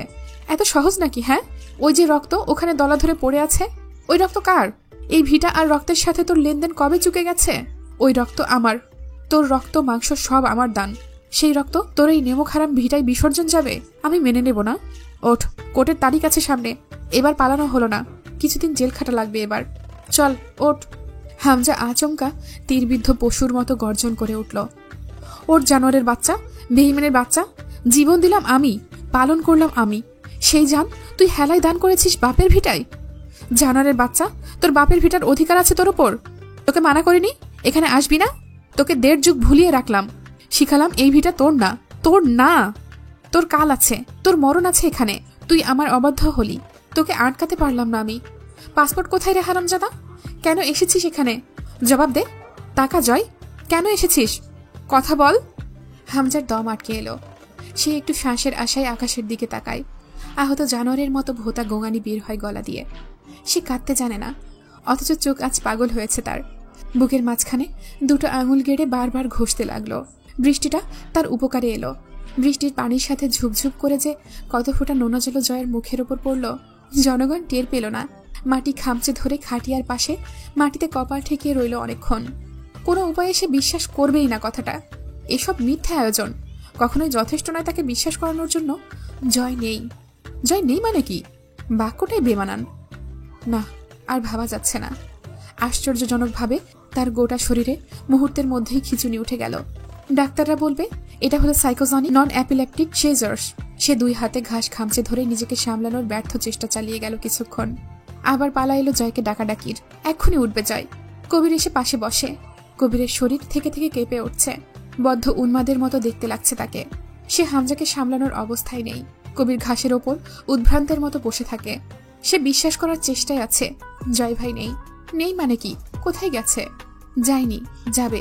সেই মৃতের খাটিয়া থেকে জয়কে 2 হাতে বাহুতে আঁকড়ে বুকের সাথে আষ্টে পৃষ্ঠে জড়িয়ে নিল। পারলে এই মুহূর্তেই বুকের ভেতর লুকিয়ে ফেলা উচিত জয়কে, কারণ মৌলভীরা হিংসুক নজরে দেখছে, নিয়ে যাওয়ার পরিকল্পনা করছে জয়কে। সে জয়কে বুকের সাথে চেপে ধরে আকাশের দিকে তাকিয়ে আহত জানোয়ারের মতো এক আর্তনাদ করে উঠল, যে চিৎকার উপস্থিত জনতার পশম শিউরে তোলে। কতক্ষণ ওইভাবে বুকের সাথে মিশিয়ে চেপে ধরে রইল বলা যায় না। জয়ের নাক দিয়ে রক্ত আসছে। সেই রক্তে হামজার দেহ মেখে উঠল। আস্তে আস্তে হামজার শরীরের প্রতিটা কোষ শিথিল হয়ে এলো। খিচুনি ভয়াবহ রূপ নিল।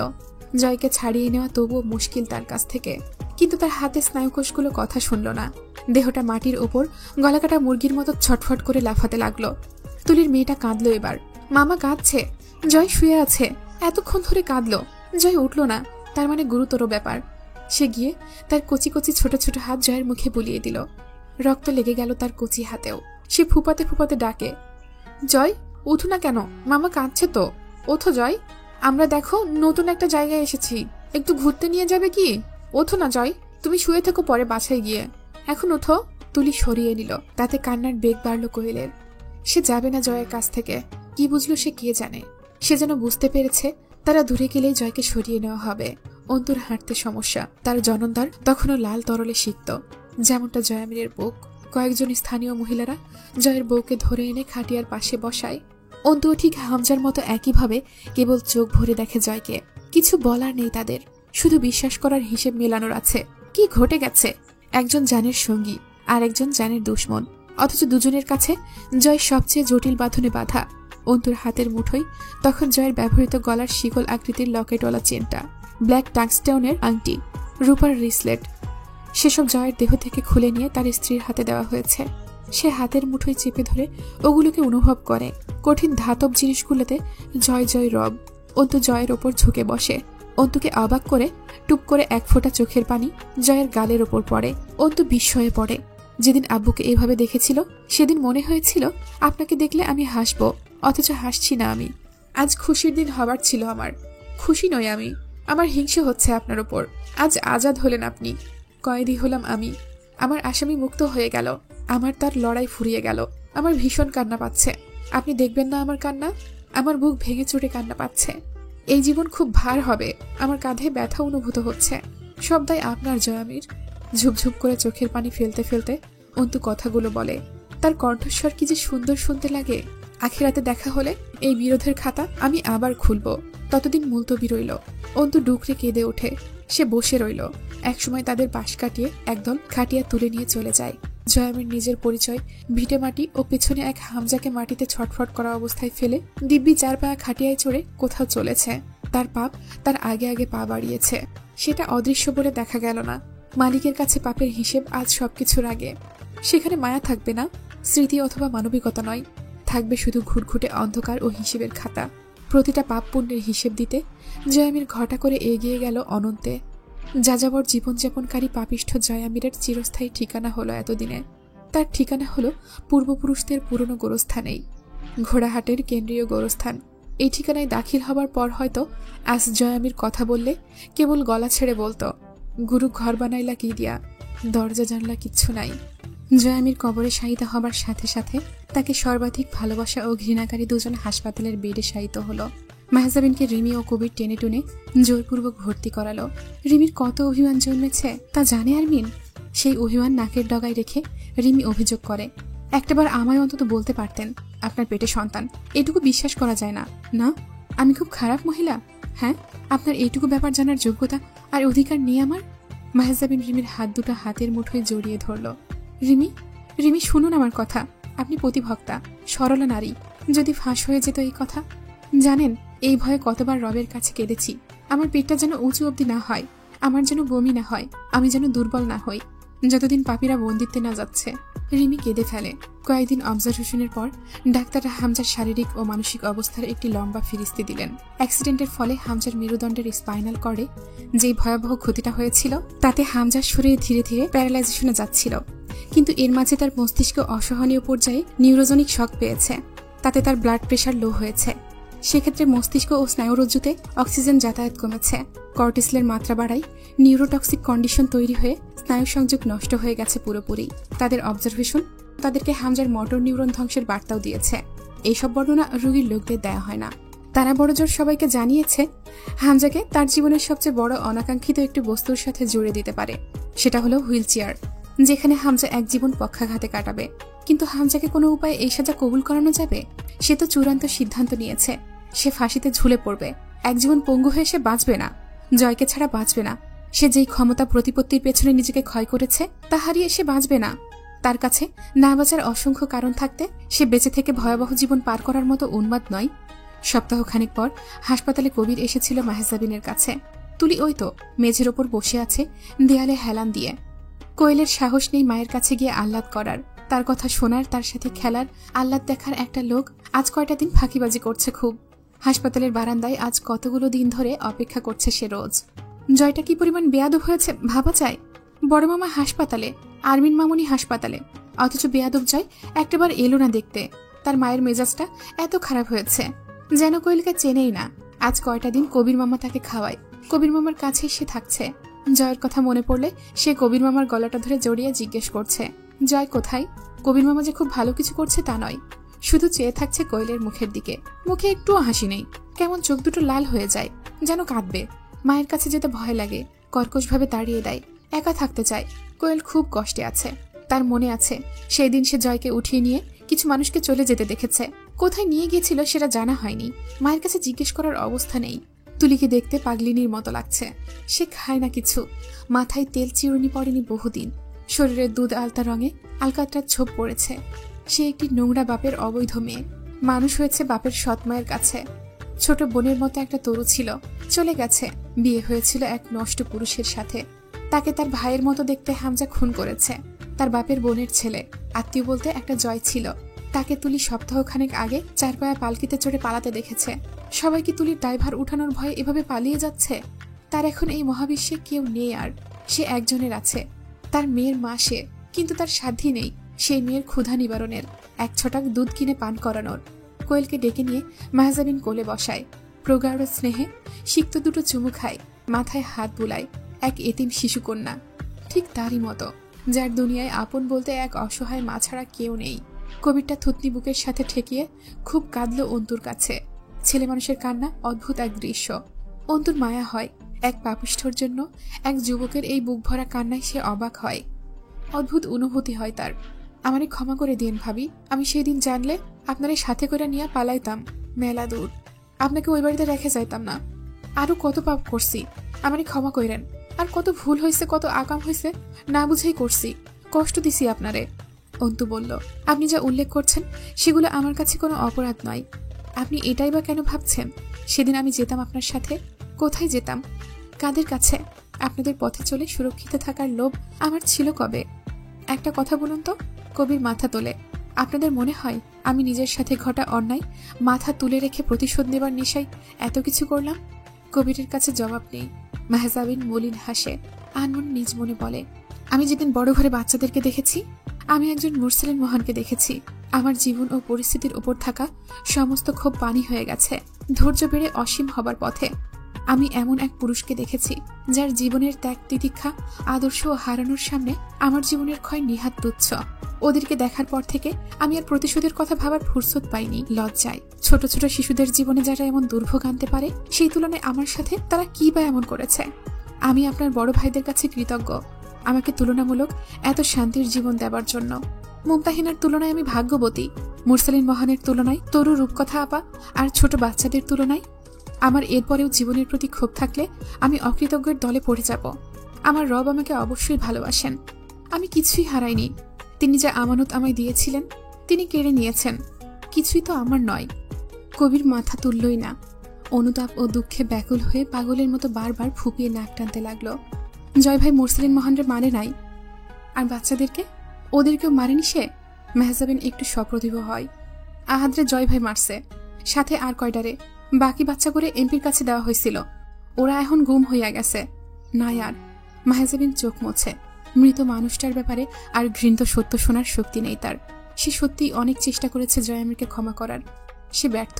বারবার যখন নিজের সাথে ঘটা সকল অন্যায়ের জন্য সাফ মনে জয়ামিরকে ক্ষমা করে দিতে সফল হয়েছে, তখন তার এই পাপগুলো এসে তার চেয়েও বেশি ঘেন্না জড়ো করেছে বুকের ভেতর। সে হাত উঁচিয়ে ধরে থামায় কবিরকে। কবির মুখটা নুইয়ে অপরাধী হয়ে বসে রইল। মেহজাবিনের ভেতর থেকে ব্যথা সামান্য ঝাপসা হয়। কবির তার উপর যেন শুরু থেকেই সদয় ছিল। তার মায়া হয় কবিরের ওপর। ইচ্ছে করে সান্ত্বনা দিতে, কিন্তু সে পারে না। তার মুখটা অন্তরের মতো নয়। নারকেল ভালো উদাহরণ হতে পারে তার ক্ষেত্রে। সে মৃদু স্বরে জিজ্ঞেস করে, তার পাপ নিয়ে আপনার এত অপরাধ বোধ? কে আপনি জয়ামিরের? বন্ধু? সঙ্গী? আত্মার সম্পর্ক? কে? কেমন করে মাথা নাড়ে কবির। জানা নাই, আমার জানা নাই ভাবি। কবির আবার কেমন কাতর হয়ে পড়ল এই প্রশ্নে।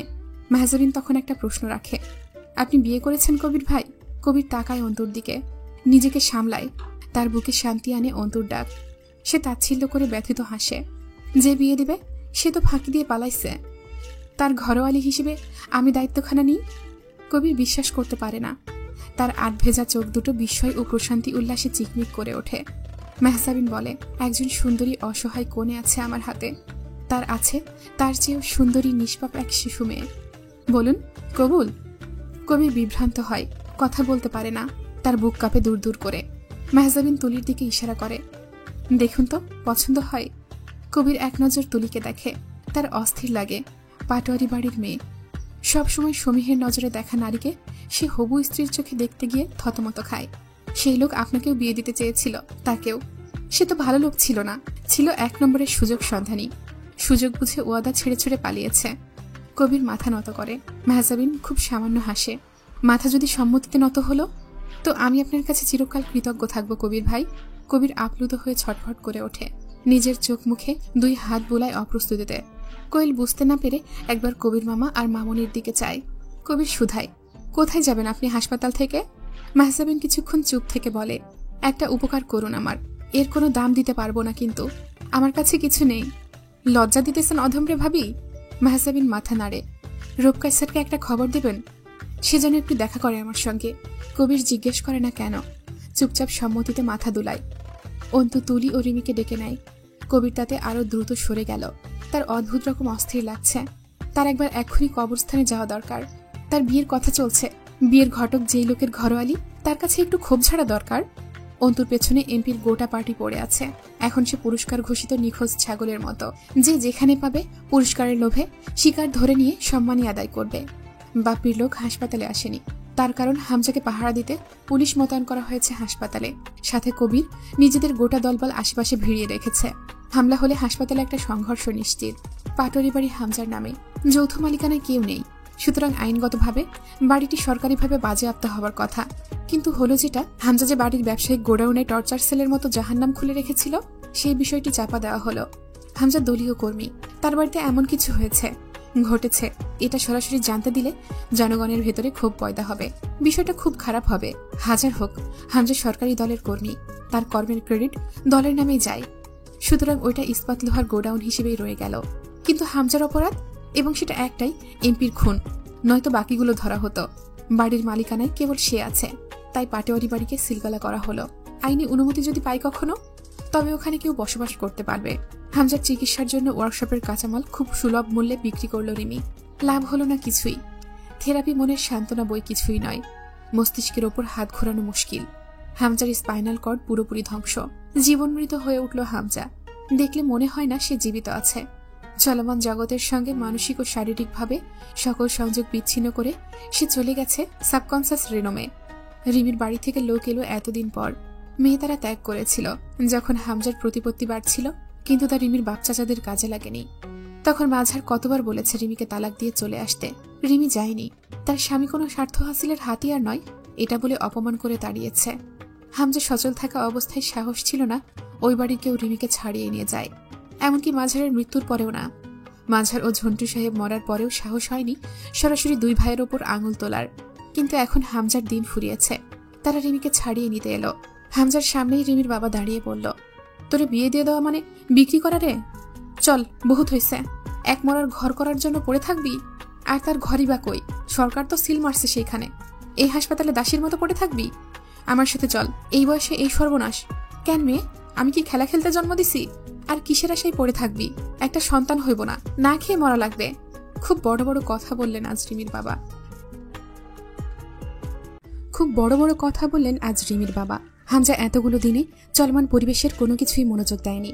জয় আর নেই, এই কথাটা নিজেকে বিশ্বাস করানোর ব্যস্ততায় আর কোথাও মনোযোগ দেওয়ার ফুরসত পায়নি। আজ আর চোখে রিমির দিকে খেয়াল করে। তার চোখে রিমিকে আটকে রাখার প্রয়াস নেই, আধিপত্য নেই, শুধু নির্বাক এক পক্ষঘাতগ্রস্ত হিসেবে সে দুর্বল চোখ দুটো তুলে রিমির প্রতিক্রিয়া খেয়াল করতে চাইল। রিমি বলে, আব্বু, আপনি আমার স্বামীর ব্যাপারে কথা বলছেন। সে অসুস্থ, মৃত নয়। আর আমি তার সঙ্গে পালিয়ে আসিনি। আপনারা বিয়ে করিয়ে সঙ্গে দিয়েছিলেন, এরপর তার সঙ্গে থাকাটা আমার জীবন। সেই সঙ্গে ঘর থাকুক আর না থাকুক, যদি কোনো দরকারে আপনার কাছে যাই, ফিরিয়ে দেবেন না, এইটুকু অনুরোধ। যেমন তার স্ত্রী আমি, আপনার মেয়েও। আপনাদের পার্টিতে কি হয়েছে তা মনে না রেখে মনে করুন যে আপনার মেয়ের জামাই অসুস্থ, সে সুস্থ হোক, তারপর না হয় তার অপরাধের হিসাব করব। রিমির বাবা মেয়েকে ধরে কেঁদেই ফেললেন। তিনি 17 বছর বয়স্কা ছোট্ট মেয়েকে এই রাক্ষসের কাছে বিক্রি করেছিলেন ক্ষমতার স্বার্থে। আজ এমনটাই উপলব্ধি হলো তার। আজ মেয়ে নারী হয়েছে, বড় হয়েছে, ভারী কথা শিখে গেছে, কিন্তু হারিয়ে গেছে জীবনের সকল চাঞ্চল্য আর রং। পরনের শাড়িটা মলিন, মুখটায় যেন বার্ধক্য এসে জমেছে। বয়স এখনো 23ই পেরোয়নি। এর দায় কার? তার নিজের সিংহভাগ। মেয়ের কাছে বড় লজ্জিত হয়ে বুকে ব্যথা নিয়ে ফিরে গেলেন তিনি। হামজার আজ আবার মরার শখ জাগে। রিমির সাথে সে জুলুম করেছে, কিন্তু কি জুলুম? সে তো এমনই, তা মানতে কেন পারল না রিমি? রিমির কাছে সে ক্ষমা চাইবে? কি বলে ক্ষমা চাইবে? সে তো অপরাধ করেনি, তার পথটাই ছিল ওটা। সে যা করেছে সেটা তার কাজ ও নীতি, রাজনীতি। দোষ রিমির। সে কেন আর্মিনের মতাদর্শে লালিত হতে গেছে? রূপ কাইসারের কাছে মেহজাবিন নিরাপত্তা চাইল, দিনাজপুরে থাকার নিরাপত্তা। 3rd ইয়ারের ফার্স্ট সেমিস্টার পরীক্ষা সে দিতে পারেনি। মনোরা রহমানের কাছে গর্ভকালীন সংকটে অনুপস্থিতির আবেদন ও রিপোর্ট জমা দেওয়ার পর মনোরা রহমান কনসিডার করলেন। গোটা ভার্সিটি ও অঞ্চল থমকে গেছে জয়ামিরের মৃত্যুর সংবাদে। কেউ কেউ লাশ দেখতে না পাবার আফসোসে গুম রইল। এই নিয়ে ভার্সিটির প্রাঙ্গণে মৃদু ক্ষোভ বইল। লাশ কেন ঘোড়াহাটে দাফন করে শুধু খবর আনা হয়েছে? জয়ামিরের কি আছে ঘোড়াহাটে? সব তো বাঁশের হাট আর বিশ্ববিদ্যালয়ে তার। বিশ্ববিদ্যালয়ের অধিকার ছিল জয়ামিরের ওপর। পরীক্ষা দেবার অনুমতি পেল মাহজাবিন। লেখাপড়ার খরচ এবং এতগুলো পেট চালাতে মাহজাবিনের উপার্জন দরকার। সব ব্যবস্থা না করে মা আর ভাবিকে দিনাজপুরে আনা যায় না। নিজের জন্য তখন দামি ওষুধের ফর্দ লিখে দিয়েছে ডাক্তার। সেই প্রেসক্রিপশন কোথাও হারিয়ে ফেলল সে। ওষুধ কেনার পয়সা নেই, প্রেসক্রিপশন দিয়ে কি কাজ? দিনাজপুর থাকা তখন বাঘের খাঁচায় মুরগির মতো। রূপকাইসার কতটুকু নিরাপত্তা দিতে পারে তাকে? স্বল্প পরিচয়। এছাড়া একজন সরকারি কর্মকর্তার কাছে ব্যক্তিগত নিরাপত্তা আশা করাটা বেমানান। আমজাদ সাহেবের বাড়ির পেছনে 1 কাঠা জমি পড়ে আছে এখনো, ছোট কস্তুরীর খাল হিসেবে। ওইটুকু বিক্রির সিদ্ধান্ত নিয়ে অন্তু কুষ্টিয়া যাবার প্রস্তুতি নেয়। অনুমতি সাপেক্ষে পাটোয়ারি বাড়িতে শেষবারের মতো ঢুকেছিল সেই দিন। শুকনো রক্তে জড়ানো ড্রয়িং স্পেস পেরিয়ে অন্তু সোজা সিঁড়ি বেয়ে ছাদে উঠে যায়। আকাশ একটু মেঘলা, বাতাস বইছে খুব। তাতে ধারণা করা যায় বৃষ্টি নাও আসতে পারে। মালিক নেই আজ কত দিনগুলো, তবুও গুনলে কবুতরের সংখ্যা বেশি পাওয়া যাবে। এমনটাই হতো। জয়ের কেনা কবুতর উড়াউড়ি শেষে নতুন কবুতর নিয়ে আসতো, কারণ কবুতররা জেনে গিয়েছিল জয়ের ছাদে ভিআইপি খাবার মেলে। কত জাতের কবুতর, সবচেয়ে বেশি সাদা পায়রা। প্রত্যেক জাতের জন্য আলাদা আলাদা খোপ। আজ কয়েকদিনে ভীষণ নোংরা করে ফেলেছে ছাদ ও খোপগুলো। সাদা পায়রাগুলো দেখে অন্তুর চোখে বিভ্রম তৈরি হলো। কবুতর ঝাপসা হয়। সে দেখে বড় ঘরের কবুতরগুলোকে, সাদা ধবধবে পাঞ্জাবি পায়জামা, টুপি পরা নিষ্পাপ কবুতরের ঝাঁক। ঠিক এদের মতোই বহুদিন না খাওয়া, পিপাসায় কাতর। অন্তু ধপ করে বসে পড়ে ছাদের ওপর। অসুস্থ লাগে তার খুব। জয়ামির কি করেছে তাদের সাথে? সে কলঙ্কিত এক নারী। সে এমন এক পাপিষ্ঠর ঘরের স্ত্রী যার পাপ নিকৃষ্টতাকেও হার মানিয়েছে। এই কবুতরগুলোকে ঠিক রোজ দানা খাইয়েছে জয়ামির। পানি পান করানোর জন্য কতগুলো শৌখিন পাত্র ছাদ জুড়ে রাখা। কত রকম দামি শস্যের আয়োজন ছিল সাদা পায়রাগুলোর জন্য। অথচ নিষ্পাপ ছোট্ট ছোট্ট মানব সন্তানদের জন্য সামান্য প্রাণ ভিক্ষা দেবার প্রয়াস ছিল না, যার মধ্যে তার বিধবা স্ত্রী হিসেবে মাহেজাবিন আজ সাদা পায়রাগুলোর সম্মুখে অনেকক্ষণ বসে রইল। নিজেকে ধিক্কার দিল। তার হঠাৎই মনে হলো বাংলাদেশের আইন জয়ামিরদের শাস্তি দিতে প্রস্তুত নয়। আচ্ছা, সে কি এই কাজটা করতে পারে না? সে কেন পারেনি ঘুমের মধ্যে জয়ামিরের গলা কেটে দ্বিখণ্ডিত করে ফেলতে? হামজা পাটোয়ারি তার পাশের ঘরে কতবার বিভোরে ঘুমিয়েছে। কিসের আদর্শ মাঝখানে এসে দাঁড়িয়েছিল, যে আদর্শে নিষ্পাপ শিশুগুলোর প্রাণ বাঁচাতে দুটো রাক্ষসে বধ করতে পারেনি?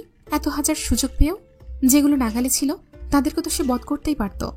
এমন দুজন খুনিকে হত্যা করে এক জীবন কারাগারে কাটানোর চেয়ে সুকার কি হতো?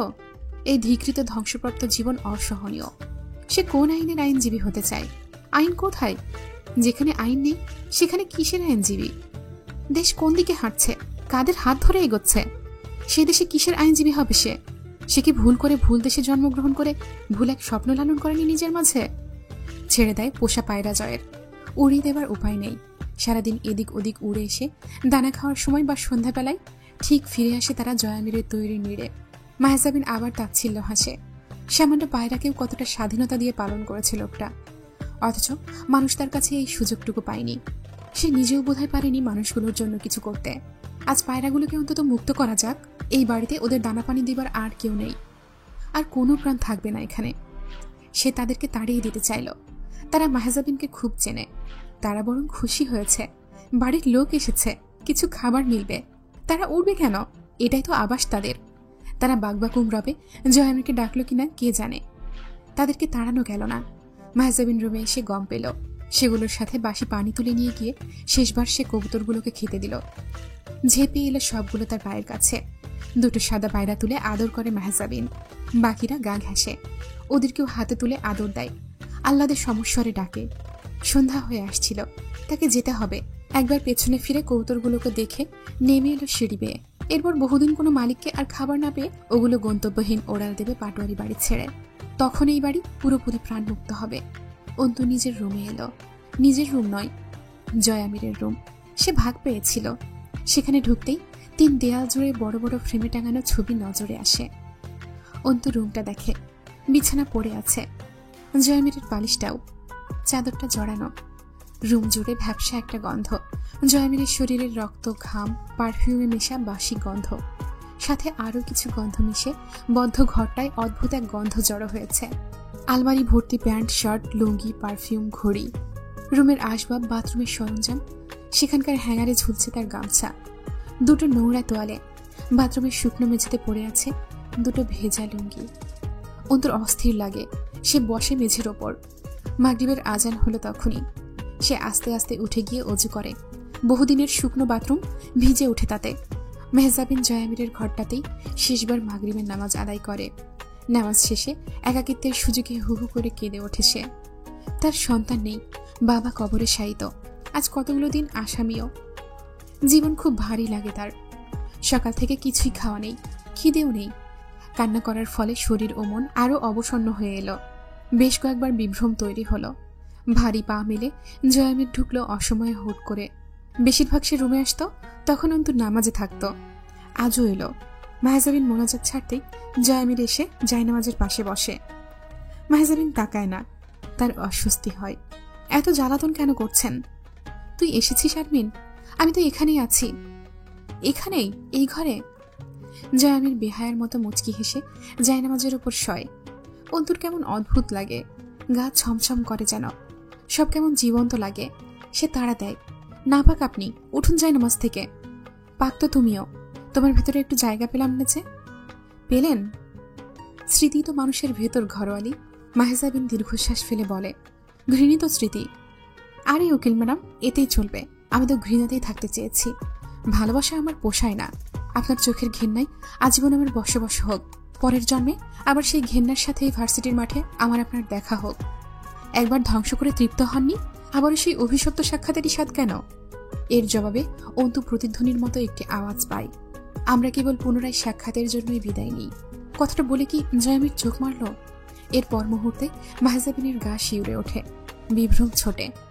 আওয়াজটা কানে বাজে। জয়ামিরের কণ্ঠস্বর বজ্রধ্বনির মতো তীক্ষ্ণ, গভীর পৌরুষ ধ্বনি, যেন পাথরের উপর গড়িয়ে চলা কোনো গম্ভীর নদীর হিংসুটে স্রোতের গর্জন। আমরা শুধু আবার দেখা হওয়ার জন্যই বিদায় নিই। কথাটি সে শুনেছে, বিখ্যাত কেউ বলেছিল। ইংরেজি পংক্তি, we only part to meet again. যত দ্রুত সম্ভব এখান থেকে বেরোতে হবে। রোজ স্বপ্নে অন্তু প্যানিক অ্যাটাকের শিকার আজকাল। কখনো আব্বু, কখনো ছোট্ট একটি শিশু, কখনো বা জয়ামির, কখনো বা একটি লোহার খাঁচায় অনেকগুলো রক্তাক্ত সাদা পায়রার ঝাঁক। তাকেই ডাকে, ডানা ঝাপটায়। সে তাদেরকে মুক্ত করতে হাত বাড়াতেই স্বপ্ন ভেঙে সে ক্ষুধার্ত দুনিয়ায় জেগে ওঠে, যেখানে সে একজন ধ্বংসপ্রাপ্ত নারকীয় জীবনের প্রতিনিধি। সে ওঠে। এই কক্ষের কোনায় কোনায় পাপী লোকটার ঘ্রাণ আর খেয়ালে জড়ানো তেতো স্মৃতিটা থমকে আছে। মাহেজাবিনকে দেখছে। এত এত স্মৃতিদের নজরের সামনে মাহেজাবিন অসুস্থ বোধ করল। কেমন মানুষের ঘর করেছে সে? তার নারী জীবনের, সংসার জীবনের সাক্ষী এই কক্ষটা। 8 মাসের সংসার। এই কক্ষে একটা জয়ামিরের গল্প আছে, একটা আর্মিনের গল্প আছে, দুটো মিলিয়ে 2 বিরোধী পথিকের গল্প আছে। নিজের বইপত্র গুছিয়ে নিয়ে সে আলমারি খুলে আবার। তার ভয় লাগতে লাগলো। আবার না জানি লোকটা এসে পাশে দাঁড়ায়। সে অস্বস্তি বোধ করে। ছবিগুলোতে জয়ামিরের হাস্যোজ্জ্বল দুর্বোধ্য চোখ তাকিয়ে দেখছে। আলমারিতে সেই পায়ে পেশার সিগারেটখানা পায় সে। সিগারেটটা ছয় না অন্তু, ওইটা অশুভ। আলমারি আটকানোর সময় একখানা কাগজ পায়। কাগজ দেখেই মাহেজাবিন বোঝে জয়ামিরের হাতে রাখা ওটা। তার জন্যই কাগজটা মুচড়ে গেছে, এলোমেলো অযত্নে পড়ে আছে তাকের ওপর। কাগজটা খুলে তার হৃদস্পন্দনের দ্রুতি বাড়ল। মুরসালিন মোহনের চিঠি। সে সকল গল্পকে দরজার পেছনে বন্দি করে বেরিয়ে আসে রুম থেকে। একটা বিছানা, 3টে দেয়াল, একটি ড্রেসিং টেবিল, কাঠের আলমারি, কয়েকটা ফুলদানি, শার্ট ঝুলানো হ্যাঙ্গারে। কাগজটা গল্পগুলো গিলে চুপ করে শেষবার দেখছে মাহেজাবিনকে। মাহেজাবিন জানে না মরিয়ম বেগম কোথায় থাকেন। সে গেল সেই বাড়িতে যেখানে আনসারি মোল্লা ও রূপ কায়সারের সঙ্গে সাক্ষাৎ হয়েছিল তার। যাওয়ার পথে আত্মরক্ষার জন্য সঙ্গে একটা ছুরি নেয়। রংচটা পুরনো জীর্ণ শীর্ণ বাড়িটি বাসেরহাট থেকে কম বেশি 20 মিনিটের পথ। সুইহারি আশ্রম ও দিনাজপুর সরকারি কলেজের মাঝামাঝিতে। হেঁটে গেলে ঘন্টা দেড়েকের পথ। মাহেজাবিন পৌঁছল বিকেলের দিকে। আশা রাখল কাউকে অন্তত পাবে যার কাছে মরিয়ম বেগমের ঠিকানা জেনে নেবে। তার বুক ধুকপুক করছে। দেখা হলে সে কি করে একজন মায়ের কাছে বলবে আপনার মুরসালিন মোহন মুক্তি পেয়েছে। এই পরাধীন দেশ থেকে তার বিপ্লবী আত্মা স্বাধীন আসমানে ওড়াল মেরেছে। আশ্চর্যজনকভাবে একজন নারী বেরিয়ে এলেন সেদিন দরজা খুলে। মলিন কাপড়ের হিজাব, মুখটা আবৃত তার প্রান্তে। অন্তু নিকাবের মুখ খুলে সালাম জানায়। আসসালামু আলাইকুম চাচি আম্মা। ওয়ালাইকুম আসসালাম। উচ্ছ্বাসিত হয়ে অন্তুকে জড়িয়ে ধরে কপালে মুখে চুমু খান নারীটি। শরীরে কি সুন্দর মামা ঘ্রাণ। অন্তুর অস্থির লাগে। আপনি কি চেনেন আমাকে চাচি আম্মা? আগে ভেতরে আয়, আয় আয়। অন্তুকে নিয়ে গিয়ে মলিন এক বিছানায় বসায়। তোর অপেক্ষায় আল্লাহর কাছে মোনাজাত করি। এতদিন পর আসলি, আমাকে চিনিস না? না, আমি কিন্তু তোরে খুব চিনি। অন্তু জিজ্ঞেস করল, কে আমি? কি অদ্ভুত এক হাসি হাসেন মহিলাটি, জয়ের বউ। মাহেজাবিন আরো লজ্জিত বোধ করল এই পরিচয়ে। তা সামলে শুধায়, আপনি কে? মুরসালিনের খোঁজ আনিস নাই? অন্তুর হৃৎপিণ্ড ড্রিম ড্রিম করে বাড়ি পাড়তে লাগলো। এটা কি মুরসালিন মোহনদের বাড়ি? নারীটিকে চেহারাখানা কি মুমতাহিনার মতো নয়? অন্তু ঢোক গেলে। মরিয়ম বেগম পানি আনলেন। কিছু খেজুর ও 2 পিস কেক এনে হাত ধরেন মেহজাবিনের। খামা, নে মুখে দে, ঘরে আর কিচ্ছু নাই। মেহজাবিন মায়ের স্নেহ অনুভব করতে লাগলো। মহিলাটি আবার বলে উঠলেন, মুরসিলিনটা কোথায় রে এখন? তোর স্বামীর জাহান্নামে এখনো পৌঁছতেছে? জয়রে আনলি না কেন? ও কেমন হয়েছে দেখতে? আমার কথা মনে আছে ওর? মনে থাকলে আমার গর্ভের ধনগুলারে এমনি কোরবানি করতো না? মনে নাই ওর? ছোটবেলার কথা তো, সেই কবেকার কথা। ওরে আর মুরসিলিন মুস্তাকিন রে এক দস্তরখানায় বসাই 2টা ডিম 3 জনরে ভাগ করে দিছি। জয় এতিম তো, ওরে একটা গোটা ডিম দিতে বলে যাইতো তোর চাচাই, নয়তো আল্লাহ নারাজ হয়। মুরসিলিন আমার খুব খিটখিটে। কথা হয়েছে কোনোদিন তোর সাথে ওর? ও আমার সাথে ঝামেলা করত আর বলতো, আম্মা ওই জয়রে আপনি বেশি ভালোবাসেন আমার আর ভাইয়ের চাইতেও। মরিয়ম বেগম হিজাবের এক প্রান্তে চোখ মুছে হাসেন। জয় আসলে ওরে আমি খালি জিগাইতাম, ওর কি মনে পড়ে না কিছুই? আমার কথা মনে পড়লে আমার ছেলে দুটারে কম ব্যথা দিত। ওরে আনিস তো মা। এর পরের দিন, আমি তো চিনি না বাড়ি, কত বড় হয়েছে, বিশাল বেটা ছেলে হয়েছে না রে? তখন ছিল না, ওর খালি জ্বর আসতো। জ্বর আসলে পালাই মাদ্রাসা থেকে আমার কাছে আসতো লুকাইতে। দেখি নাই কতদিন, যাইতে চাইছি কতদিন, চিনলে কবে যাইতাম। হামজা আমারে চিনে না। জয় কি ভুলছে? মুরসিলিন আমারে বাড়ি থেকে বাইর হইতে নিষেধ করে গেছে। জাহিলটা আর ফিরে নাই, আমি চিনি না বলে যাইতে পারি না জয়ের কাছে। এখন কত কাছে থাকি। মুরসিলিন বলছে এই বাড়িটা খুব দূরে না। এখন আসছিস জয় জানে? মেহজাবিন আস্তে করে বলে, জানে না। না জানাই কেন আইসিস? জানলে যদি খারাপ হয় সে কোথায়? মেহজাবিন গভীর মনোযোগে এক কোমল মমতাময়ী পৌর নারীকে দেখতে দেখতে বললেন, নেই সে। বোঝেন না মরিয়ম? নাই নাই কি? মেহজাবিনের গলাটা কাঁপে। আপনি আমায় 2জন মৃত মানুষের ব্যাপারে অনেক কথা শুনিয়ে দিলেন চাচি আম্মা। মরিয়ম বিশ্বাস করে না। 2জন মৃত মানুষ? কারা মৃত? ওনার হাতে এখনো এঁটে লেগে আছে।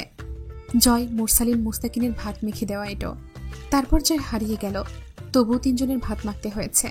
মুমতাহিনা, মুরসালিন, মুস্তাকিন। মরিয়ম সহ্য করতে পারলেন না। বিশ্বাস করার পদ্ধতি জানা নাই তার। তার হাতে ভাত খাওয়া 4 জন একে একে ফুরিয়ে গেছে। তার হাত ও তিনি তো এখনো অক্ষত। এটা নিয়তির কেমন খেলা! মুরসালিন তো এই কথা দিয়ে যায়নি। এবার আর ক্ষমা নেই শয়তান ছেলের। সে বলে গেছে ফিরে আসবে, কারণ উনার আর কেউ নেই। আল্লাহ এতটা নিষ্ঠুর হবেন কেন তার উপর?